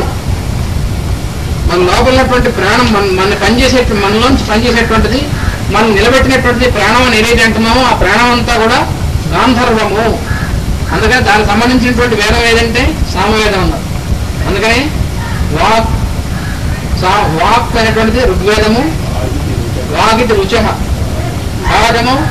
సామవేదం అంటే ఏమిటి? ప్రాణం. ప్రాణ సామవేద, వాగేవ ఋగ్వేద అని చెప్తారు. అంటే సామవేదం అంటే ఏమిటి? ప్రాణం గురించి చెప్పేటువంటిది. లయము మొత్తం అంతా కూడా స్వరము, లయము వీటి గురించి చెప్పేటువంటిది. మన యొక్క ప్రాణం అనేటువంటిది ఏదైతే ఉందో ఆ ప్రాణం అనేటువంటి గానాన్ని గురించి చెప్పేటువంటిది సామవేదం. అందుకని ఈ గాంధర్వం అనేటువంటి విద్య దేనికి సంబంధించేటువంటిది? గాంధారయతి, ఈ ప్రాణాన్ని ధరించేటువంటిది అంటే ప్రాణం నిలబెట్టేటువంటిది ఆవిడే సరస్వతి అంటేను. అందుకని వృత్తాగ్ని అంటే అదనమాట. వృత్తుడు ఆ అజ్ఞానాన్ని పోగొట్టినటువంటిది, మళ్ళీ హిరణ్యవర్తన అయినటువంటిది. అటువంటి ఆ సరస్వతి ఉందే ఆవిడ ఉదస్యాన సరస్వతి ఘోరా హిరణ్యవర్తని వృత్రగ్ని వష్టి సుష్టుది. ఆ వృత్రుడి యొక్క వధ కోసం ఏర్పడినటువంటి సరస్వతి ఉందే, కిరణమయమైనటువంటి అంచులు కలిగినటువంటి ఆ వజ్రంతో వృత్రుడిని చంపడానికి కావాల్సినటువంటి విధంగా కారణభూతురాలైనటువంటి సరస్వతి ఏదైతే ఉందో ఆవిడ మనకి స్తుతిపాత్రముగా నిలుచుగాక. అదే మామూలుగా అర్థం. అంటే మనం ఆవిడని స్తుతించడానికి వీలుగా నిలుచుగాక అంటే అర్థం ఏమిటి? ఎప్పుడు మనం సరస్వతిని స్తుతిస్తాం? ఆవిడ మన ఎందుకు ప్రసన్నమైనప్పుడు, పూర్తిగా దర్శనం ఇచ్చినప్పుడు. ఎప్పుడు దర్శనం ఇస్తుంది మనకి? మళ్ళీ ఉన్నటువంటి వృత్రుడు పూర్తిగా లేకుండా ఉన్నప్పుడు దర్శనం ఇస్తుంది. వృత్రుడు ఆవరించి ఉంటే ఇంకెవరు దర్శనం ఇవ్వాలి, ఎందుకంటే అజ్ఞానం అనేటువంటిది ఆవరించి ఉంటుంది. అందుకని ఈ అజ్ఞానం అనేటువంటిది ఆవరణ పూర్తిగా పోవాలంటే ఆవిడ యొక్క అనుగ్రహం వల్లనే వృత్రుడు చంపబడాలి. ఆ వృత్రుడిని చంపేటువంటి స్వనంగాను దాని యొక్క మంత్రంగాను తంత్రంగాను యంత్రంగా కూడా ఆవిడే పనిచేయాలి. ఆ మొత్తం అంతా సరస్వతి అన్నా, అటు విష్ణువు యొక్క ఆయుధం అన్నా, ఇటు వజ్రం అన్నా మొత్తం అంతా ఒకటే. ఈ మొత్తం లింక్ అంతా కూడా అంటే సరస్వతి అంటే వేరు, విష్ణువు అంటే వేరు అది కాదు. ఈ మొత్తం అంతా ఈ లింక్ ఎందుకు ఇచ్చారంటే ఈ ఫార్ములా చెప్పిందేమో విష్ణువు చెప్పాడు, అదేమో దధీచి మహర్షి యొక్క వినియోగం తీసుకొచ్చారు. వీటి చంపడానికి మొత్తం అంతా పనిచేసింది, స్వరంగా పనిచేసింది ఎవరు? సరస్వతి గారు. అంటే ఏమిటి లింక్ అంతా? సరస్వతి పనిచేయడం ఏమిటి, విష్ణువు చెప్పడం ఏమిటి, చాలా గందరగోళంగా ఉంది అంటే గందరగోళం ఏం లేదు, మనం జాగ్రత్తగా అర్థం చేసుకోవాలంటే. జాగ్రత్తగా సమన్వయించుకుంటే మొత్తం ఆ విష్ణువు యొక్క వజ్రం అనేటువంటిది, విష్ణువు యొక్క యంత్రం ఏదైతే ఉందో ఆ యంత్రంగా మనకు కావాల్సినటువంటి స్వరం ఇచ్చేటువంటిది వృత్రగ్ని అనేటువంటిది ఎవరంటే సరస్వతి. మంచి వాక్ అనమాట. మనకి వృత్రుడు చావాలంటే ఎందుకు వస్తాడంటే మంచిగా ఉన్నటువంటి మాటతోనే తెచ్చిపోతాడు వృత్రుడు. అది ఫైనల్ గా మనకు వచ్చేటువంటిది. అది అంటే మంచి మాట ఏదైతే ఉంటుందో, అంటే బయటికి వ్యక్తమయ్యేటువంటి మాట కూడా మంచిగా ఉన్నటువంటి వాడు. అంటే మాట వాక్ అనేటువంటిది మొత్తం 4 స్టేజుల్లో కూడా ప్యూరిఫై అయినటువంటి వాడు ఎవరైతే ఉన్నాడో, మొత్తం 4 స్టేజ్లు ఉంటాయి వాక్కి. అది కూడా మనకు వస్తున్న తర్వాత మనం బయటికి మాట్లాడేటువంటి వాక్ ఒకటి. ఈ బయటికి దేనైతే మాట్లాడుతున్నామో దాన్ని ఉచ్చరించే ముందు ఈ లాంగ్వేజ్ లో మన లోపల మనస్సులో అనుకునేటువంటి వాక్ ఒకటి. ఆ లాంగ్వేజ్ కంటే కూడా ముందు దాని గురించినటువంటి అభిప్రాయంగా ఉన్నటువంటి వాక్ ఒకటి. ఈ అభిప్రాయంగా కూడా రాకుండా మొత్తం అంతా కూడా సర్వాంతర్యామి నేను తాను అనేటువంటి స్థితిలో ఉన్నటువంటి వాక్ ఒకటి. ఆ మొట్టమొదటి ఉన్నటువంటి దాన్ని పరా అంటారు. ఆ తర్వాత రెండవది ఉన్నటువంటి దాన్ని పశ్యంతి. ఆ తర్వాత మనకు ఉన్నటువంటి లాంగ్వేజ్ లో మనసులో బయటికి వ్యక్తం అవ్వకముందు ఉన్నటువంటి దాన్ని మధ్యమ, బయటికి వచ్చేటువంటి దాన్ని వైఖరి. ఈ 4 భాగాలుగా వాక్కు వ్యక్తం అవుతూ ఉంటుంది. ఈ 4 భాగాల్లో 3 భాగాలు మాత్రం లోపలే ఉంటాయి, బయటికి వ్యక్తం అవ్వవు. 4 వైఖరి మాత్రం మనం బయటికి మనం ఉచ్చరిస్తూ ఉంటాం. అది సరస్వతి యొక్క స్వరూపం. అందుకని ఆ వాక్కు మంచి వాక్కు ఏదైతే ఉందో దాని ద్వారా మాత్రమే వృత్రుడు చెప్పబడతాడు. వృత్రుడు అనేటువంటి వాడు నశిస్తాడు తప్ప, లేకపోతే వృత్రుడు ఆవరించే ఉంటాడు మన ఎప్పుడు కూడా. అందుకని ఆ వృత్రగ్ని అనేటువంటి ఆ సరస్వతి మన చేత సుష్టి, మన చేత బాగా సుష్టు అయినటువంటి సరైనటువంటి స్తోత్రముగా అందుకునేటువంటిదిగా మనల్ని అనుగ్రహించుగాక. మన స్తోత్రాన్ని అంటే మన స్తోత్రం సరస్వతి దేవిని ఎప్పుడు చేరుతుందంటే ఈ సరస్వతి యొక్క స్వరూపం మన దర్శనం ఇచ్చినప్పుడు చేరుతుంది. అంటే ఈ విధంగా దర్శనం ఇవ్వాలి సరస్వతి. అందుకని హిరణ్యవర్తన అయినటువంటిది ఘోరా హిరణ్యవర్తని, హిరణ్యవర్తన అయినటువంటిది. అందుకని వృత్తులని కంపనట్టు రూపము హిరణ్యవర్తని. కిరణమయములైనటువంటి రంపం పళ్ళు అనమాట. అవి ఆ వజ్రమైనటువంటి రంపం పళ్ళు ఉంటాయి. ఆ పళ్ళు దేంతో చేయబడ్డాయంటే హిరణ్యంతో చేయబడ్డాయంటే హ్రీం అనేటువంటి దాంతో చేయబడ్డాయి. హిరణ్యం అంటే బంగారంతో చేయబడ్డాయంటే అర్థం ఏంటి? హ్రీం అనేటువంటి పొటెన్షియల్ చేయబడినటువంటివి ఆ రంపం పళ్ళు. అవే విద్యుత్తులు అంటారు వాటిని. ఆ హ్రీం అనేటువంటి దానివల్ల మనకు వచ్చేటువంటి శక్తి ఏదైతే ఉందో ఆ శక్తి విద్యుత్ అనేటువంటి శక్తి. అంటే మన ఎలక్ట్రిసిటీ అంటే ఏదైతే పిలుస్తున్నామో అదే అక్కడి నుంచి వచ్చేటువంటిది. ఎందుకంటే ఎలక్ట్రిసిటీ ఎక్కడి నుంచి పుడుతోంది? ఆ తిరిగేటువంటి టర్బైన్లో పుడుతుందా, లేకపోతే ఆ వాగుకు వచ్చేటువంటి నీళ్ళలోంచి పుడుతుందా? ఇలా నీళ్ళు ఇలా వస్తాయి, ఇలా బయటికి పోతాయి. ఎక్కడి నుంచి వస్తుంది మొత్తం అంతా ఎలక్ట్రిసిటీ అంతా? అంటే ఆ తిరుగుతున్న టర్బైన్లో ఉందా? టర్బైన్లో ఉంటే ఇంక తిరగక్కర్లేదు. టర్బైన్లో ఎలక్ట్రిసిటీ ఉంటే దానికి డైరెక్ట్గా కనెక్షన్ ఇచ్చేయచ్చుగా. ఎందుకు మరి అలా ఎందుకు రావడం లేదు? నీళ్ళలో ఉంది. నీళ్ళలో ఉంటే టర్బైన్ ఎందుకు? నీళ్ళకే కనెక్షన్ ఇచ్చుకోవచ్చు.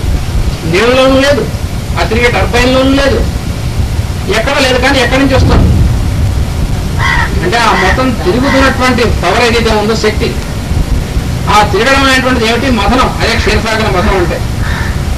చర్నింగ్ అంటే అర్థం ఏమిటి? ఇందా మనం అరణ్య విద్య అని చెప్పుకున్నామే. ఆ అరణ్య విద్య ప్రిన్సిపల్ ఎక్కడ పనిచేస్తుంది మనకంటే ఆ టర్బైన్లో పనిచేసేది ఆ ప్రిన్సిపలే. హైడ్రో ఎలక్ట్రిక్ పవర్ స్టేషన్ లో కింద టర్బైన్ తిరుగుతూ ఉంటే దాని నుంచి ఎలక్ట్రిసిటీ పుట్టడం అంటేనే అరణ్య విద్య. అదే అరణ్య విద్య అంటే. అంటే churning, the process of churning అంటే చిలుకుట, మథనం చేయుట. ఆ మథనం చేస్తే అందులో ఏం పుడుతుంటే చాలా పుడుతుంటాయి, హాలాహలం పుడుతుంది. అంటే ఆ ఎలక్ట్రిసిటీని జాగ్రత్తగా ఉపయోగించకపోతే మనం షాక్ కూడా చచ్చిపోతాం అందులో. దానిలోంచి అమృతం పుడుతుంది. ఆ ఎలక్ట్రిసిటీని ఉపయోగించుకుంటే మనం వంట వండుకోవచ్చు, లైట్లు వెలిగించుకోవచ్చు, ఇవన్నీ చేసుకోవచ్చు, అన్ని పుడుతాయి. అంటే మనం ఏమి ఎలా ఉపయోగించాలో ఈ ఉపయోగించుకునేటువంటి ప్రాసెస్ని బట్టి అది పనిచేస్తుంది. ఉన్నటువంటిదంతా కూడా ఒకటే. హలాహలం అన్నా అమృతం అన్నా అన్నిటికీ కూడా మొత్తం బేస్ ఒకటే. మొత్తం ఆ చర్నింగే. ఆ పారసముద్రంలో చర్నం చేస్తున్నారు. అందులోంచి పుట్టాక ఇవన్నీ లక్ష్మీదేవి పుట్టింది, ఐరావతం పుట్టింది, ఉచ్చేశ్వరం పుట్టింది, చంద్రుడు పుట్టాడు, ఇవన్నీ అందులోంచి పుట్టాయి. అవన్నీ కూడా ఎలా వచ్చాయి అంటే ఇవన్నీ కూడా దాన్ని మనం ఎందుకు అప్లై చేస్తున్నామో దాన్ని బట్టి ఆధారపడి ఉంటుంది అది వచ్చేటువంటిది. అది దానిలో అర్థం. ఆ చర్నింగ్లో ఇవన్నీ పుడుతున్నాయంటే అర్థం అదనమాట మదనం అంటే. అందుకని ఈ విధమైనటువంటి ఈ రూపంగా ఈ విద్యుత్తుల రూపంలో ఉన్నటువంటిది నిరుద్యోగులు వృత్రుడు చుట్టుగా ఉన్న రూపం నుండి చేర్చబడి, చేర్చబడ్డం అంటే అర్థం ఏమిటి? ఇవన్నీ కూడా అవ్యక్తంగా మొత్తం ముద్దలా ఉన్నటువంటి దాంట్లో నుంచి మనకు బయటికి వ్యక్తమైనటువంటి స్వరూపంలో తీసుకురావడం చేల్చడం అంటే. చేల్చడం అంటే పొడి చేయడం, చంపేయడం అది అర్థం. అవ్యక్తంగా మొత్తం ఒక దీనిలో ఉన్నటువంటి దాన్ని వ్యక్తమైనటువంటి స్వరూపంలో మనకు తీసుకురావడమే. To bring it down to the existing state of existence.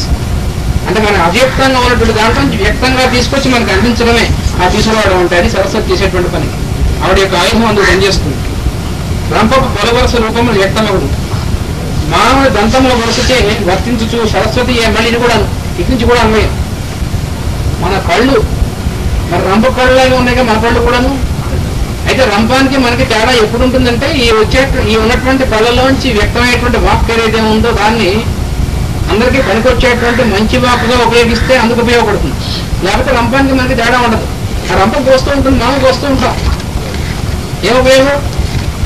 అందుకని ఈ వాగ్రూపమున అజ్ఞానమును చీల్చి జ్ఞానముగా వ్యాఖ్యానించుతున్నది అని అర్థం. అందుకని అజ్ఞానాన్ని పోగొట్టి జ్ఞానమైనటువంటి వ్యాఖ్యానాన్ని ఎక్కడి నుంచి వస్తుంది? మన లోపల నుంచి వాక్కు వ్యక్తమయ్యేటువంటిది కూడా ఈ పళ్ళ మధ్య నుంచి వస్తుంది. ఇంకా ఈ పళ్ళు ఎవరివి? నా శరీరం నా పళ్ళు, నీ శరీరం నీ పళ్ళు. నా అంటే నువ్వు సంపాదించావు శరీరాన్ని. నా శరీరం అంటూ ఉంటాం. నా శరీరం అంటే నేను సంపాదిస్తే నాది అని ఎప్పుడు అనాలి? మనం కష్టపడి సంపాదించింది అయితే నాదేనాలి. కానీ మనం కష్టపడి సంపాదించాం, అసలు మన ప్రమేయం లేకుండా మనకి ఇవ్వబడింది. ఎందుకంటే దాన్ని ఎలా ఉపయోగించుకోవాలి? ఒళ్ళు దగ్గర పెట్టి ఉపయోగించుకోవాలి.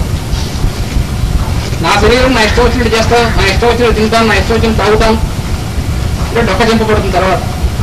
ఎందుకంటే మనది కానటువంటి వస్తువుని ఇంకా జాగ్రత్తగా వాడుకోవాలి. కానీ మనం ఏం చేస్తున్నాం? ఇష్టం వచ్చినట్టు వాడుకుంటూ ఉండదు. అందుకని అలా వాడుకోకూడదని చెప్తుంది మళ్ళీ సరస్వతి సూక్తంలో కూడా. అరే నీ నోరు కాదు, నీ పళ్ళు కాదు సన్నాసి, ఆ పళ్ళు ఆవిడివి, ఆ నోరు కూడా ఆవిడది. అందుకని ఆవిడ ఉపయోగిస్తే అందులోంచి వాక్కు వచ్చి జ్ఞానం అనేటువంటిది వచ్చి అజ్ఞానం పోతుంది. ఆవిడని ఉపయోగించని కూడా మనం ఉపయోగిస్తే ఏమవుతుంది? డమడమాధ్వనితో ఠక్కగా అన్నాడు భాగవతులు. ఏం చెప్పాడు? వాడిని పొగడకుండా ఉన్నటువంటి వక్రమే ఢమఢమధ్వనితో ఠక్కగా అంటే వాడి గురించి చెప్పుకోకుండా మనం ఏదో మాట్లాడుకున్నాం ఒక ఆశ్రమంలో కూర్చుంది. మనం ప్రేయర్ హాల్లో కూర్చుని ప్రేయర్ కాకుండా భగవంతుడి విషయాలు కాకుండా మిగతా చచ్చు విషయాలని మాట్లాడుకున్నాం అనుకోండి, టక్ అయిపోతుంది. అక్కడ ఇక్కడ కూర్చున్నా కూడా కూర్చోపోయినా ఉంటాయి. అంటే ఇక్కడికి వచ్చి కూడా అవి ఇవి మాట్లాడుకున్నాం అనుకోండి, అలా ఉంటుంది అన్నమాట. ఇది అందుకని వాక్కు యొక్క ఉపాసన అంటే ప్రతి స్టేజ్లోనూ ప్రతి స్టెప్లోనూ జాగ్రత్తగా ఒళ్ళుదగి పెట్టుకోవాలి. అది వాక్కు ఉపాసన. సరస్వతి ఉపాసన అంటే వాక్కును ఉపాసిస్తున్నాను, క్రీం హ్రాం క్రీం అంటున్నాను, ఏం లాభం లేదు. ఇవన్నీ అన్నా ఉపయోగం లేదు. ఇవన్నీ తెలుసుకుని అంటే ఉపయోగిస్తా, కానీ ఇవన్నీ చేయకుండా మనం మంత్రాన్ని 1,00,000 సార్లు క్రీమ్ అంటే వాడు ఐస్ క్రీమ్ అమ్మేవాడు క్రీమ్ అంటూ ఉంటాడు. రోజుకు 5 సార్లు అంటాడు క్రీమ్. జ్ఞానం ఉపయోగపడుతుందో వాడు అలాగే ఉంటుంది. మంత్రాలు ఎప్పుడు పనిచేస్తాయంటే మన లోపల రియలైజేషన్ ఉంటే మంత్రాలు పనిచేస్తాయి. అంటే మన శరీరం అని మనం అనుకుంటున్నాం, మనది కాదు, జాగ్రత్త అని మనం గుర్తుపెట్టుకోవాలి. మన శరీరం కానీ మన నోరు కానీ ఇవన్నీ కూడా వాడికి సమర్పితమైనప్పుడు దీంట్లోంచి ఆ పవర్ పనిచేస్తుంది. అలా